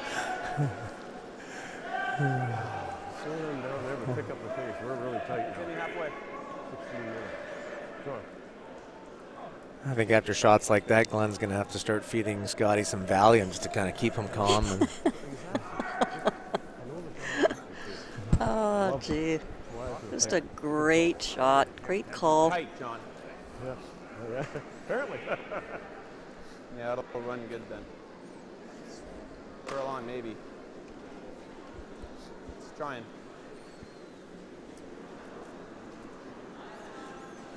Updates from across our sheets here tonight. Obviously, we've got 3 other B-side games in action. Richard Carell is leading 3-1 over Joe Franz. Mark Keane has a 4-2 lead over Cody Moss. And Mark Bice is leading 4-2 over Greg Balsden. Ton of room. Hasn't curled an inch.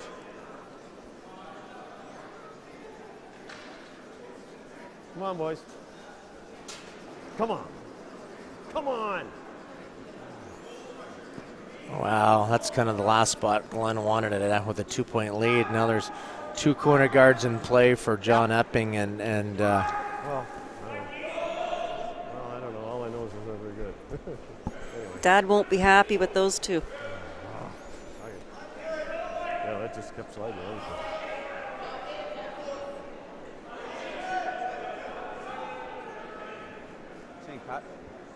Well, Tim March going to try to draw one around here. Just trying to get it buried anywhere in the rings. He's looking a little warm here too. Back 12. Mike.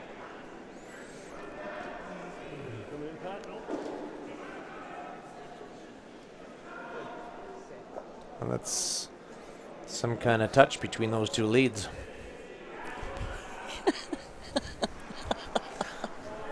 Reminds me of the old Paul Galzo line. What? The lead's brutal. Yours or ours? Jeez. Oh, Ian. Yeah.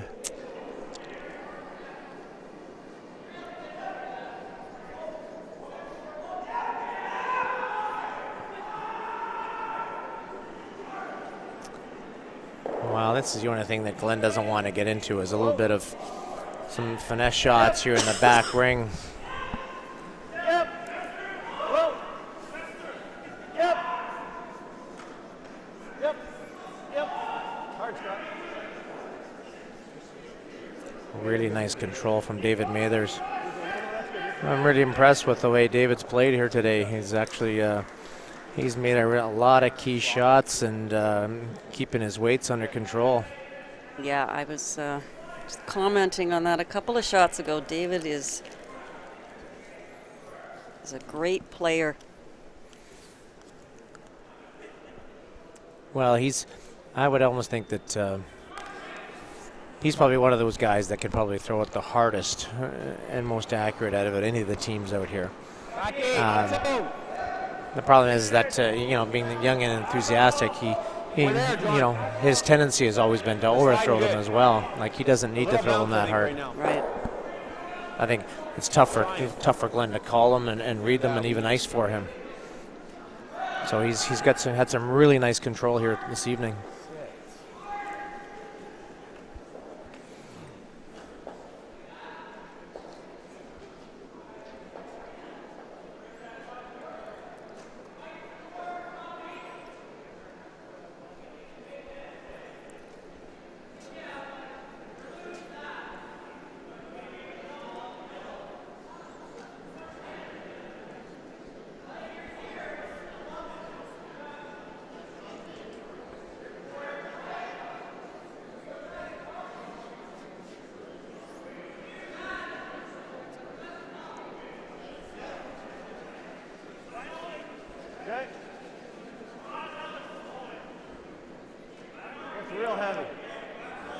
curl a ton. Adam, you gotta curl this.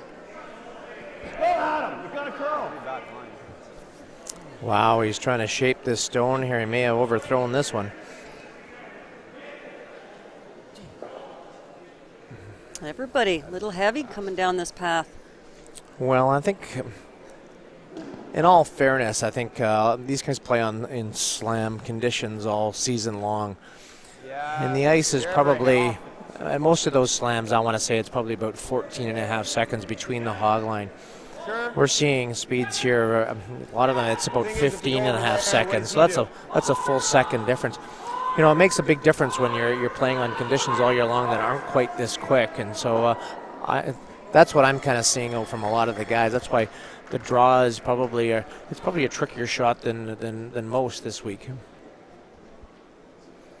And it could have to do with the water up here. It might be a little bit harder. Yeah.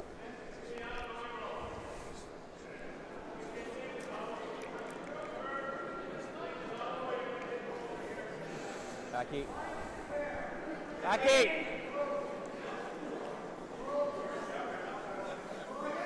What I like about it is actually it differentiates the sort of the boys from the men.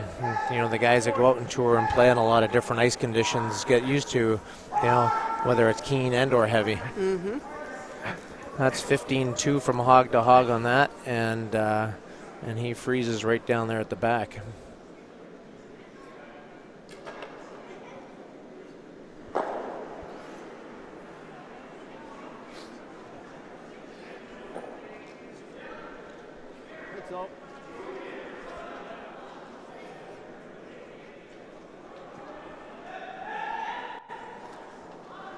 Glenn going to get Adam Spencer here to throw a little backline tap, and just for this one here, it's just it's more about the line. A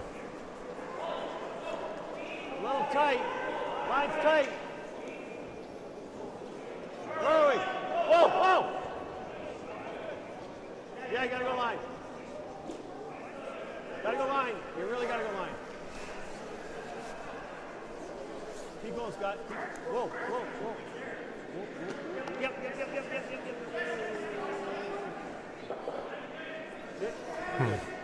Well done by Adam Spencer. Well executed. You know, Glenn kind of follows those all the way in, and the sweepers stay right with it. That's what I love about these young guys. You know, they stay right with it. They're anxious to sweep. And yeah.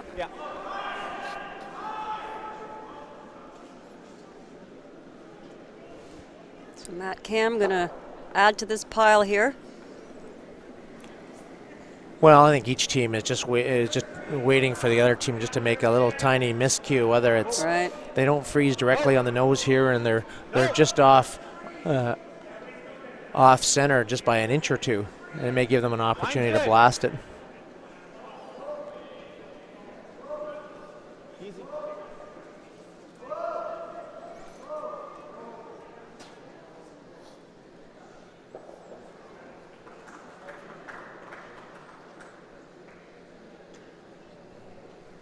Pretty good spot, actually. Really good. Good. Be careful here.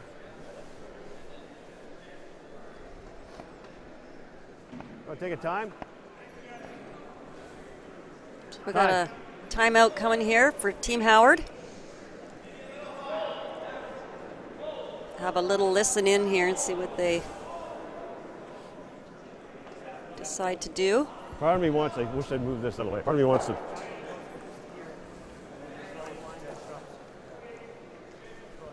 And get this out of the way. I know, that's the problem a lot of Bluers saying.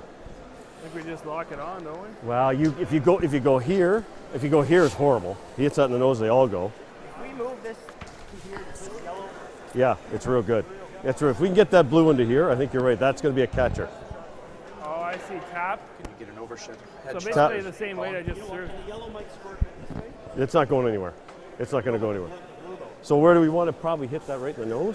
We probably want to hit it a hair low to stay on line. High, you mean? Or like center line. High, it's high then. Right on the nose? Let the 5 pop Yeah, because out. on the nose, if he rips it on the nose, and then if him rip it, he's going to lose his blue one. Okay, so you want to throw. So like 2 feet more than I just threw. What do you think? A little tighter ice? Okay, Well, let's go. he was holding it the whole way. I know. Yeah, maybe a little bit tighter. Okay, go.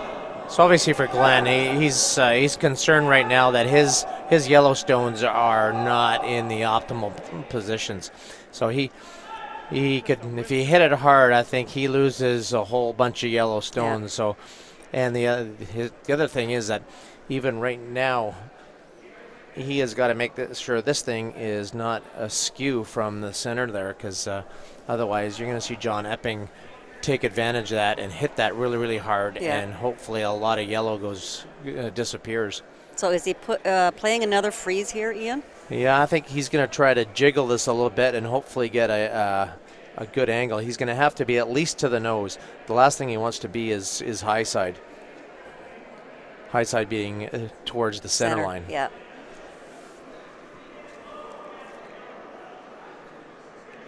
How heavy? Whoa. Yep, yep. Hard. Whoa. Okay, you can go now. You can go now. Gabe, go now. Both of you. Both of you. It's perfect. Line's perfect. You got to get it back here. This blue one back. Good shot. So what are you aiming to hit? Just like that, I think John Epping here is going to throw a high hard one here, and He's going to lock. and there Not- could be not mountain back there, but it's okay. Yep. three. There's going to Three be aim for a quarter? 3 blue rocks. 3 after this shot. If he hits this correctly, there should be blue should be laying 3.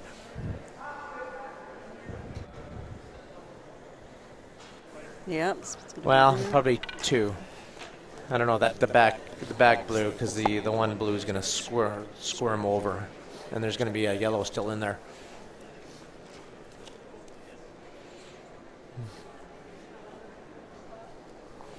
Matt Cam going to throw the missile here.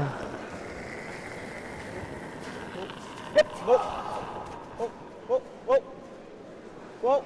Got to hit a good chunk of this thing. And he just hit that a lot thinner than he was wanting to. Yeah, needed to curl up a bit. Well, that's where he slid a little bit tight, and he just tried to feed it back a little bit, and they fed it back a little bit too much. I think Glenn's a tiny bit happier with this situation. If he locks it on, it won't go anywhere now.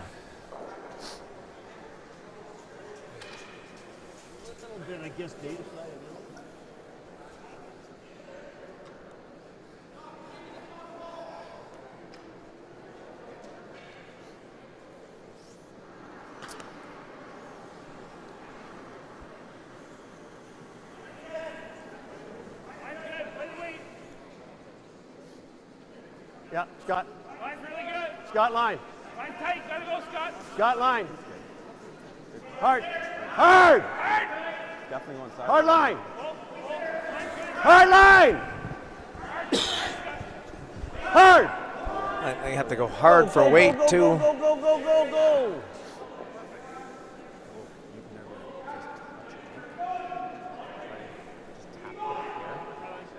Yeah, I know. I was an accused that he can't get the yellow. Yeah. I think that overcurl just a tiny little bit on Glenn. I think this is going to give John the opportunity to come down. Just follow him down, and if he can actually touch his own back just to release it It's right up. and stay frozen to the Howard Stone, he'll be in great shape to score 2 or more.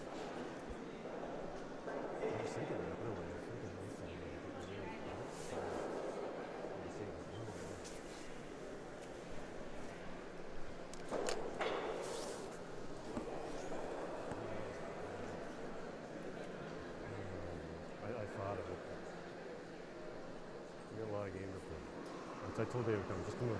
Just I said I made the call. Where? Easy right now. Easy right now. Line's good. Whoa. No, Tim. Got some moving to do here. Close. Oh, he's got a slow handle, so John's out turn will always finish in there. Whoa. They don't want to lose this, though. They don't want to lose it. Hard! Whoa. Great shot.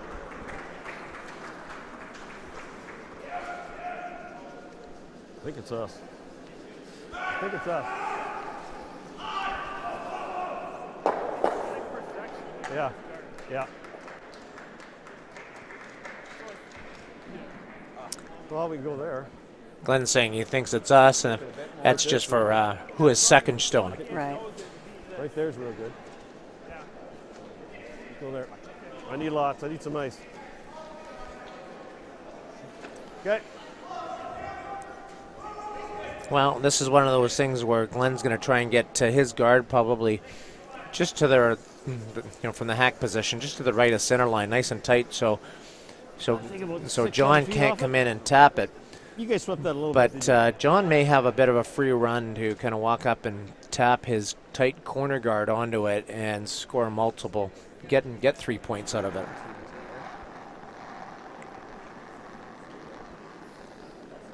I don't think so. Easy. No more than fully. Okay, play the wing.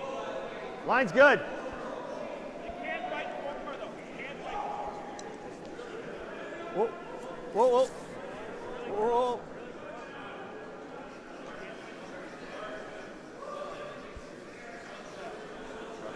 Pretty good.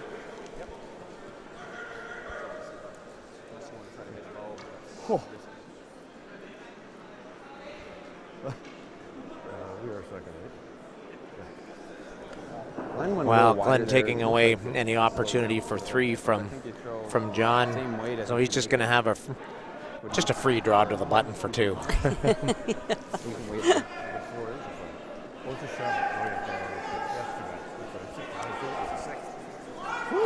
See, this is one of those shots too, where the way John throws his out turn. If they catch it right, if it starts warping in, he might be able to hair that the rock that Glenn just threw. Come in and tap it. All he needs to do is tap it about 3 or 4 inches and move the Howard stone, and he may be able to get 3. But you're never calling for that. That's definitely a Plan B call. Mm-hmm.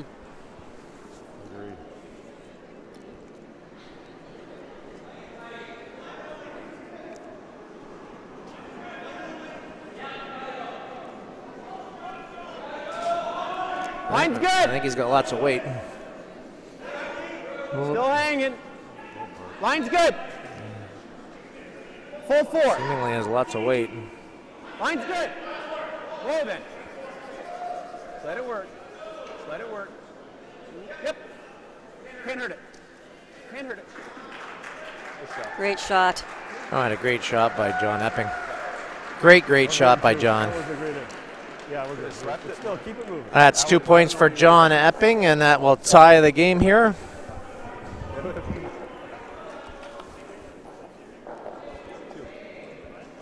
What a tremendous draw. Well swept by these guys. Ties this game up. So we've got a real thriller going on here. We do. A thriller in Huntsville. Well, this is what we expected to see here. 6-all after 7 ends of play. Updates from all across our sheets here. Richard Krell leads Joe Franz by a score of 3-2. Mark Keane leads Cody Moss by a score of 4-3. And Greg Balson just stole a point to be within 1. He's trailing Mark Bice by a score of 4-3. They've just finished the 6th end of play. They're playing 7.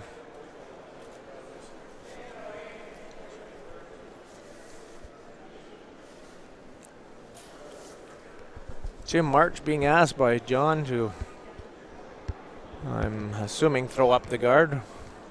Thought that was there. Halfway tight. The all-important 8th end. Half. On its own. Glenn Howard having hammer. Tight now.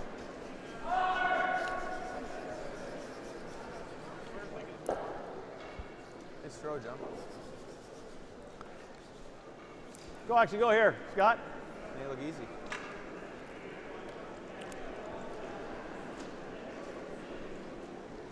You know, you think about that end, and it all started, you know, because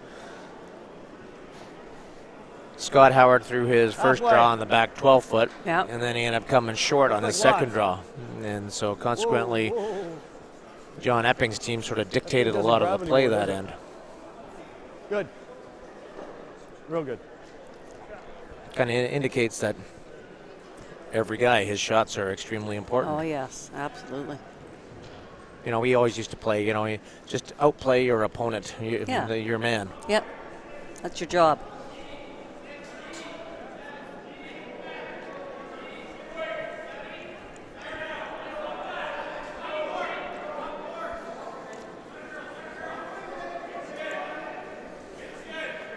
What's the line? Top 8.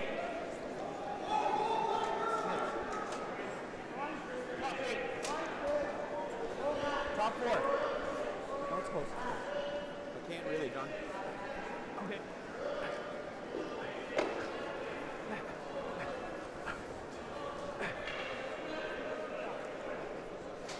Well, nice draw by Tim March to get it in there. Glenn's going to try to get Okay. So how much? What do you like? get Scott Howard to try to come in and tap this back. Okay.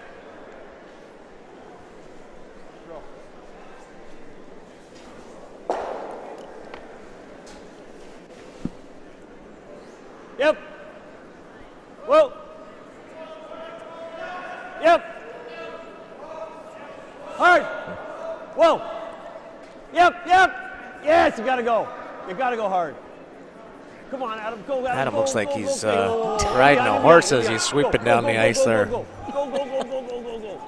Go, go. Good throw, Gomer. Attaboy. That's the new way of sweeping now, Ian. Good throw. Well, the directional sweeping, definitely when you're sweeping in the direction and the path of the stone, it definitely helps to carry the rock further and keep it straighter.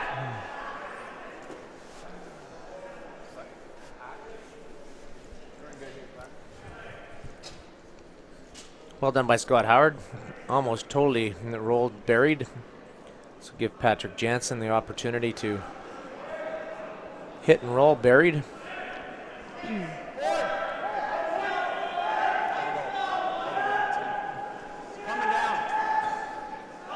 I think he may have underthrown this. I think he's all over the guard.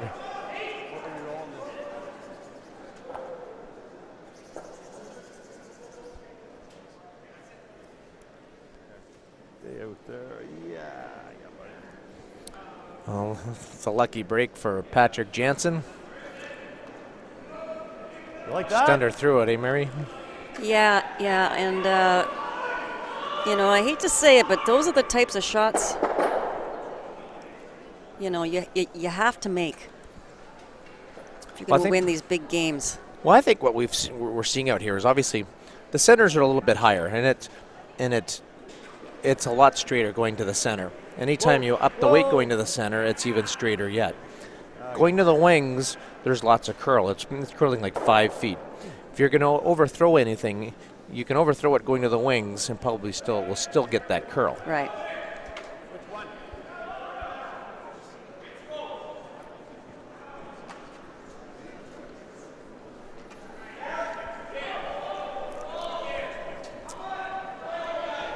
Interesting dilemma here. They may end up calling a timeout here.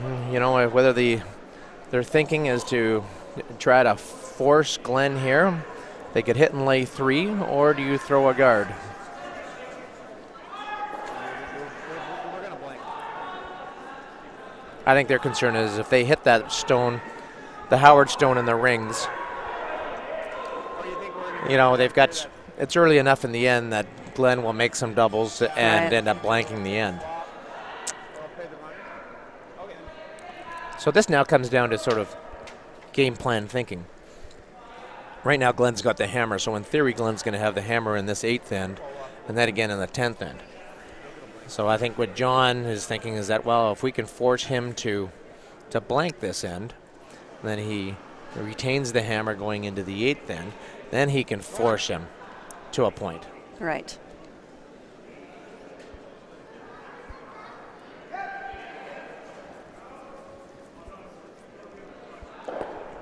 I wish there was more stats on, you know, teams. I know Jeff Stoughton was one of those teams that always, in this instance, if he had a hammer, Which one? he used to take a point. Yes. In the 8th end. In the 8th end, knowing that he could try to force and then have the hammer coming home. Actually, Jerry Gertz would have those stats, I'll bet you. Yep. Hard. Whoa, whoa, whoa, whoa, whoa, whoa, whoa. Oh, moly. Okay. He almost got them all. Mm-hmm.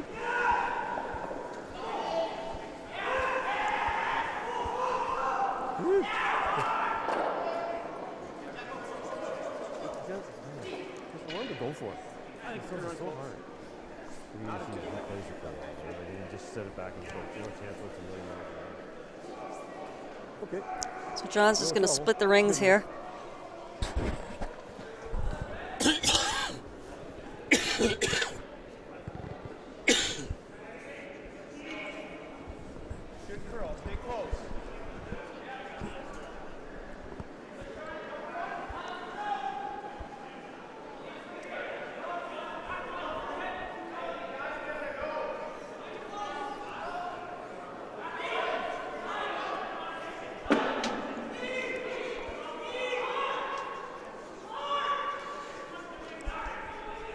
Well, John's just done just that. He's split the rings. He's going to try and force Glenn this end if he can. And then he'll play the 9th end. He'll try it a blanket and hopefully be one down coming home with the hammer. Try to get his deuce. Whoa. Or he'll try to go hard in 9, depending on what happens. Whoa. Yep. Whoa. Yep. Yep. Whoa. Whoa, whoa, whoa. Real good.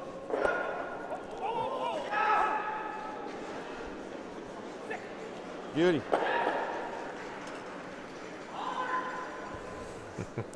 Great shot by Adam Spencer. Well, he definitely got the rocks grouped, which was his first goal. I think he can still get this and get the roll as well, though, Ian. Well, yeah, Matt can this, definitely make it go away, but if he can get some separation between these two stones, it looks like he's going to be banged on the nose. Yeah.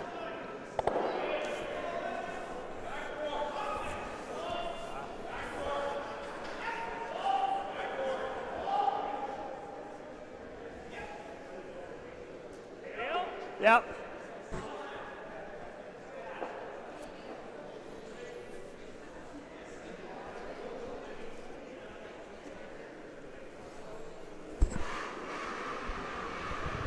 Yep. Yep.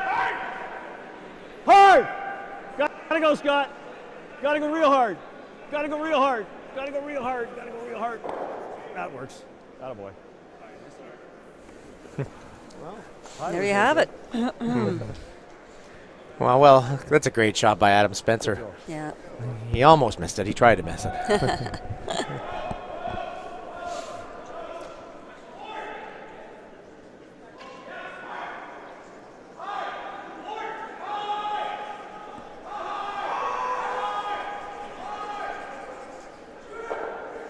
This will give John an opportunity to practice his draw weight. Over on our other sheets, we have Bice up 4-3 on Greg Balsden. Mark Keane up 4-3 on Cody Moss. And Krell up 3-2 on Joe Franz. All really tight games out here tonight.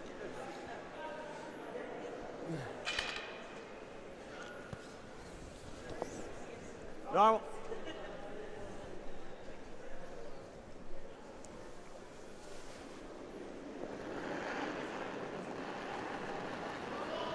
Easy, easy, easy. Whoa. Whoa. Whoa.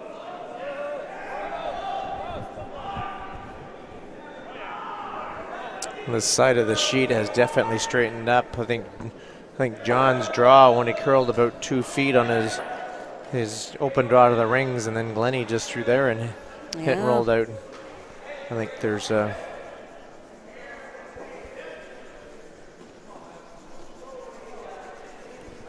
Wow, I like that out of my. I thought, yo, whoa, just cuz. heavy? It wasn't heavy. Now, from all the 37 times that John's played Glenn in the last 10 years or so, here's where you try to place a rock where you try to force Glenn to throw the intern peel at this rock way out here in the wings. You know, because if he pops it back a little bit, it'll be gone and he'll flash. So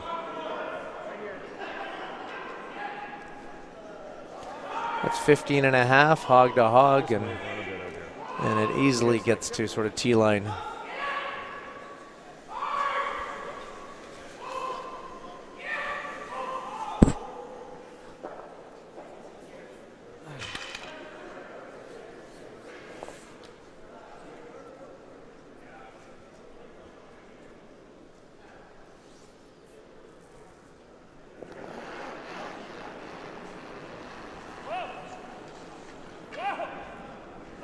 Yes! Clean. Yep. And that's a great shot by Glenn Howard to finish up this end, get the blank, and carry the hammer over into the ninth end of play. We've got a tie game at 6 apiece. Take him on there. It's not hideous, but blank's good. Oh, yeah. Did you see that? I got that out. Felt like I got a little full. I said I thought it went dead straight there. And then I'm thinking, okay, that's enough. And then So this is kind of where your coach comes into play. He should be having all his stats on, what are Glenn's stats being tied up with the hammer playing 9? Mm-hmm. What are Glenn's stats being 1 down with the hammer playing 10? Because Glenn may, given the situation out here, if he can't really score a point, he may give John a point, and not necessarily just give it to him, but if he gets in a situation, he kind of knows that being 1 down coming home with the hammer isn't a terrible situation.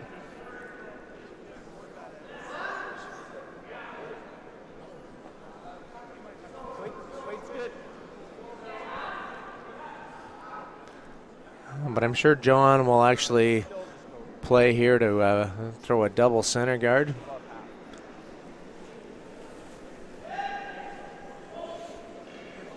Tim Marks does a good job getting the first one in place.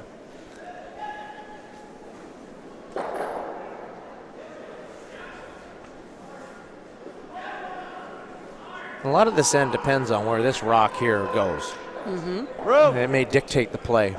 If he throws it in the back and behind the T-line somewhere, then Johnny is definitely going to throw the double center guard.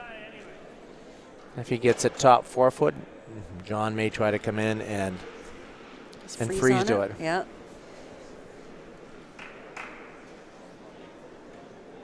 Good. And John's thinking that is absolutely perfect. He likes that there. So he's just going to try to get one in line here, get it tight.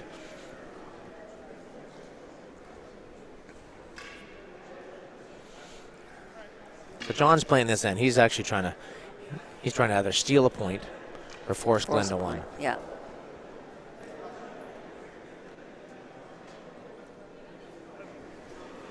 How's line, John?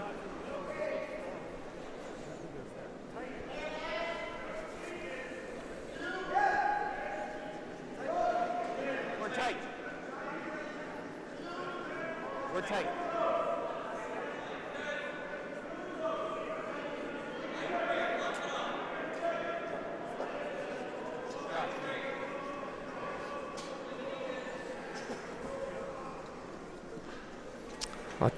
Those are 2 great stones by Tim March. The only thing that's not really good about them, well, depends on who you are, is that they're not covering the button. Right. Way out there. So this Way out there. Scotty's trying to get this one in top 8 foot if he can, but he's looking hot here as well. Go then. Go. Go. You got to go, Dave. You got to go, Dave. Okay, whoa. Come on. Go over. He's just whipping them, eh? Well, you know that.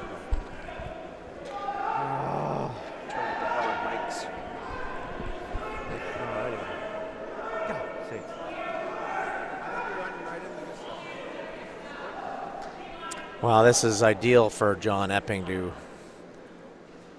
get the force going for sure, if not a steal situation. He's going to get Patrick Jansen here to try to lock one on. We can wait. This side is just it's straightened out quite a bit It sure than has. earlier in the game. Straight and quick.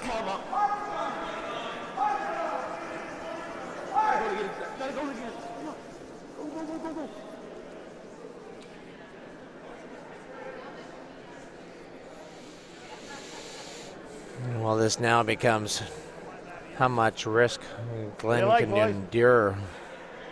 I don't hate it. You know, he could probably pick it out and What do you save guys his like? shooter around and lay 3, Crusher. but it's going to give John the same shot. And the last thing Glenn wants is a wall of China back in behind the tee You line get here. them both though.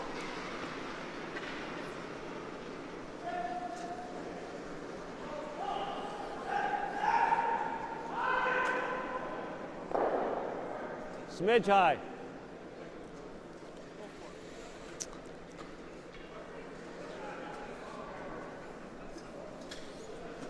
David Mather is going to throw the heat here and try to get a double peel. Yep. Yep.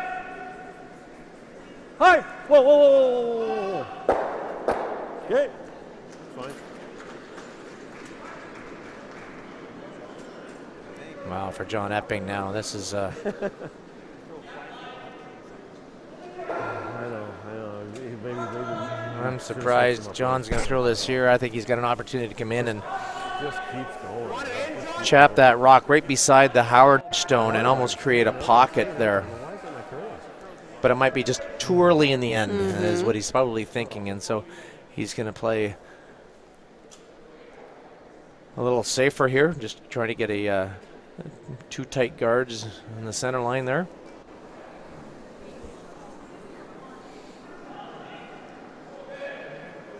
While we were there. Top 12. Top 12. Top 8. This thing's not moving, so they're going to have to go hard just to get a piece buried.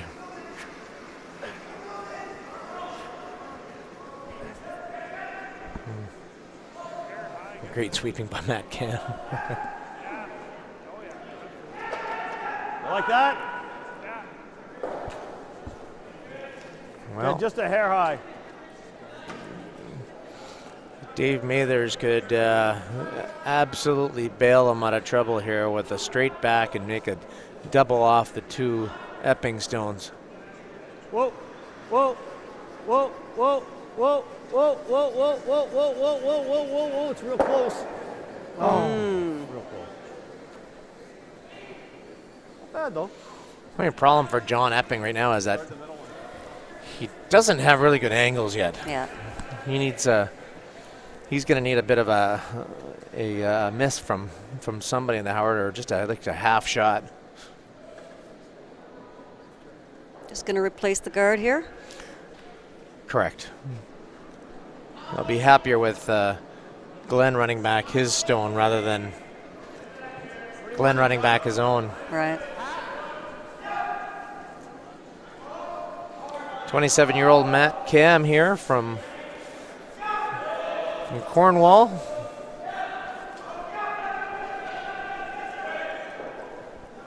Going to try to replace this guard.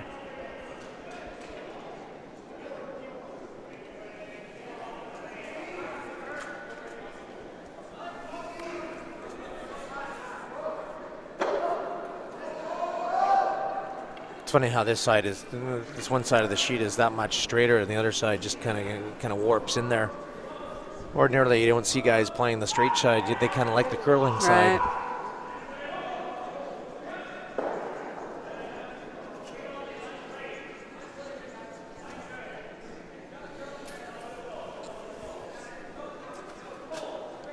So while Glenn has still got shot rock, and then this is why he's not panicking yet, because he's got shot rock, and he knows that if John's going to get him off of being shot rock, he's got to make a play on that. And once he makes a play on that, it's going to create, it could create something for him. Whoa, whoa, whoa. Yep, yep, yep, whoa. Yep, yep, yep, yep, yep, yep, yep. Here.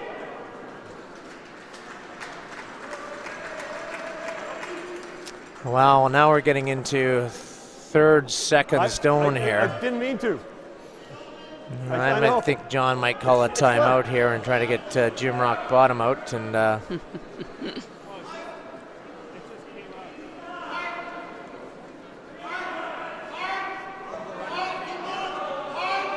Coming the other way now, Ian. well, this side has curled quite a bit more. I'm surprised that, like, even his ice, he's got every time we've seen a draw over here, even you think about back to when he drew through draw to the button, it over curled here too, right? He got his second point, like he was almost the edge of the 8-foot. I don't know if Matt's out turn is that much straighter.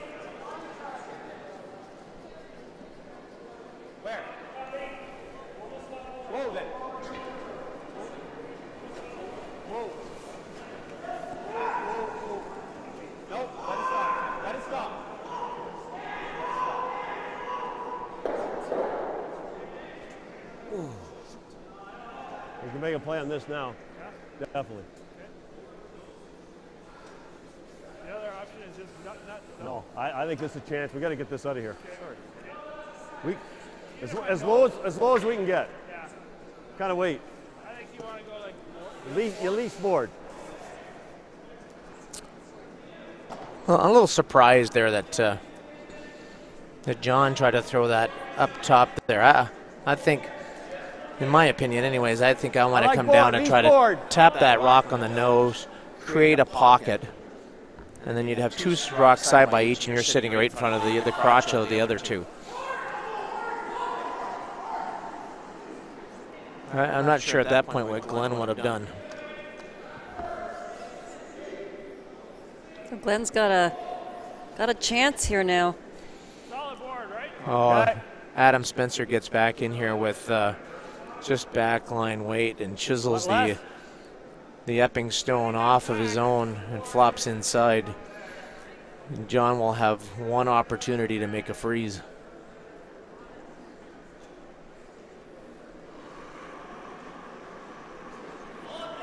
Wow, this is heavy. Yep. He's calling board weight here, though. Go! Hard! Hard, Scott! Hard, Scott! This is on the guard. Okay. Yeah, I thought he slid just a little tight on that. Yeah, it was gone early.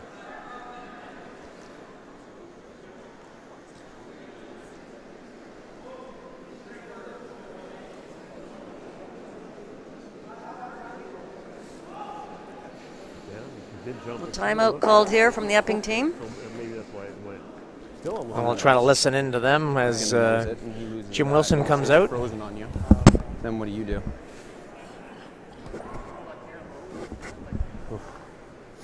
Wait, board?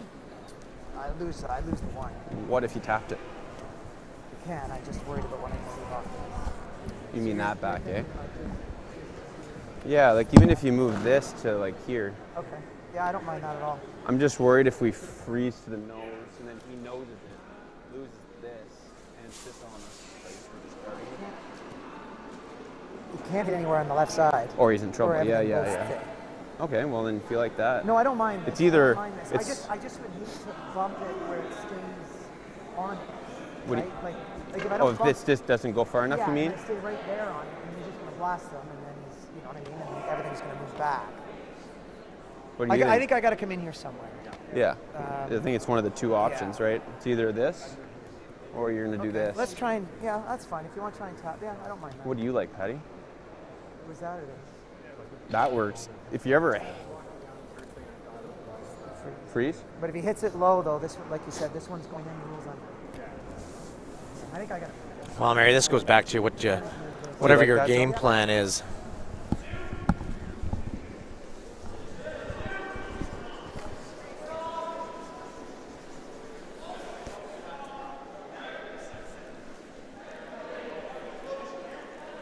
you know, are you trying to be one down coming home? You know, one down with the hammer. You want to give him a point, Right. or are you trying to steal? To me, this setup for John is that I would come in with back 4 weight. I would chap that right beside the other blue, just split the other yellow off just a tiny little bit, and be right in the crotch, and then at that point, Glenn's he's gonna have to try to manufacture something off that top blue.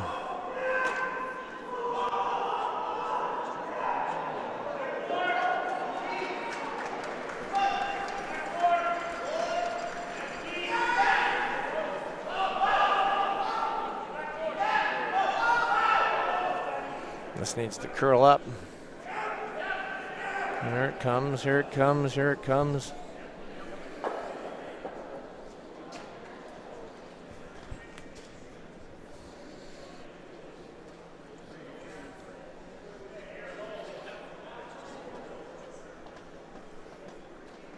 A little over curled on him.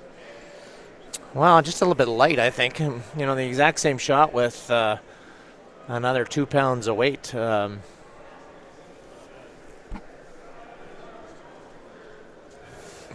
You know, Glenn's concern now is that he can make the double, but then I think we want to make it sit in 3 is pretty good. Or just peel.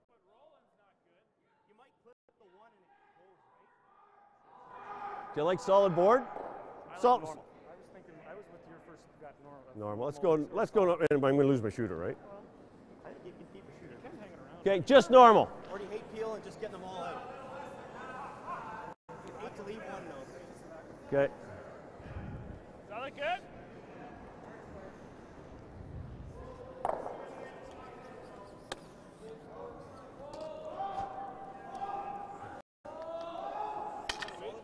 Solid, just normal. Like just normal.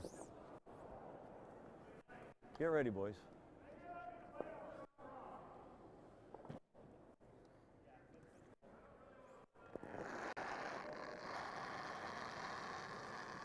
Yep.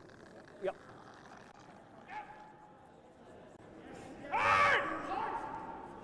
Hard! Whoa!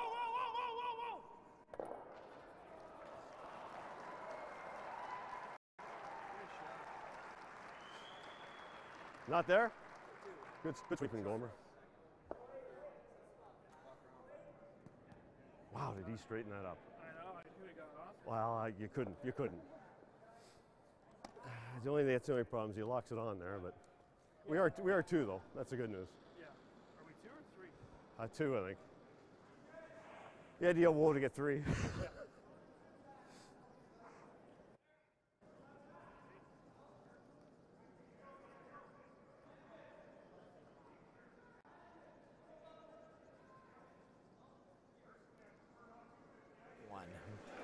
Well, John's got to make this.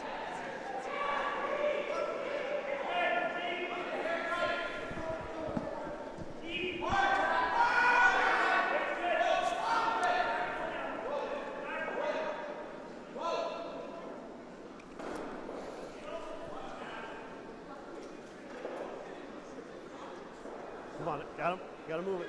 Got to move it. You got to move it. Got to move it.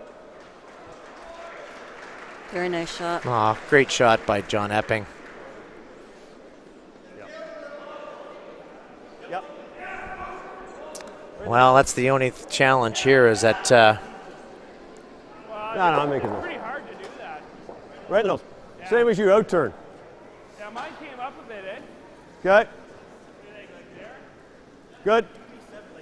Glenn Howard Hair gets this high. absolutely perfect and picks this off. He could score 4. I'm just not sure he can get that blue that's on top of the button out of the rings. Yeah, they're almost I think frozen. he can blast it out, but I think he's going to end up losing. He could lose a whole bunch of his yellows. Right. At this point, I think he's just happy if he gets a point.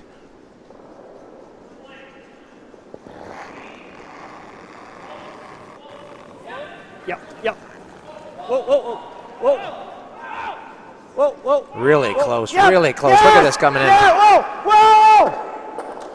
Oh, what a shot. Oh, man. Oh, Well, that's game, man. game.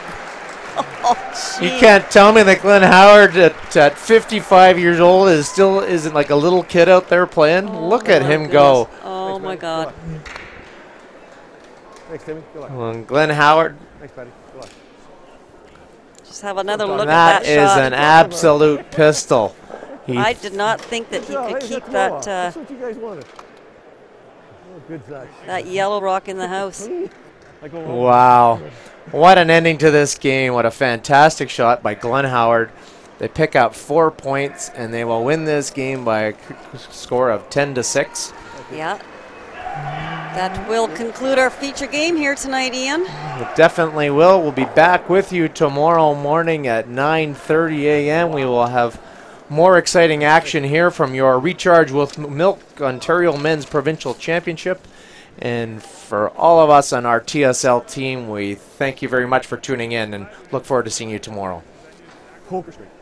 And it just came up, and then I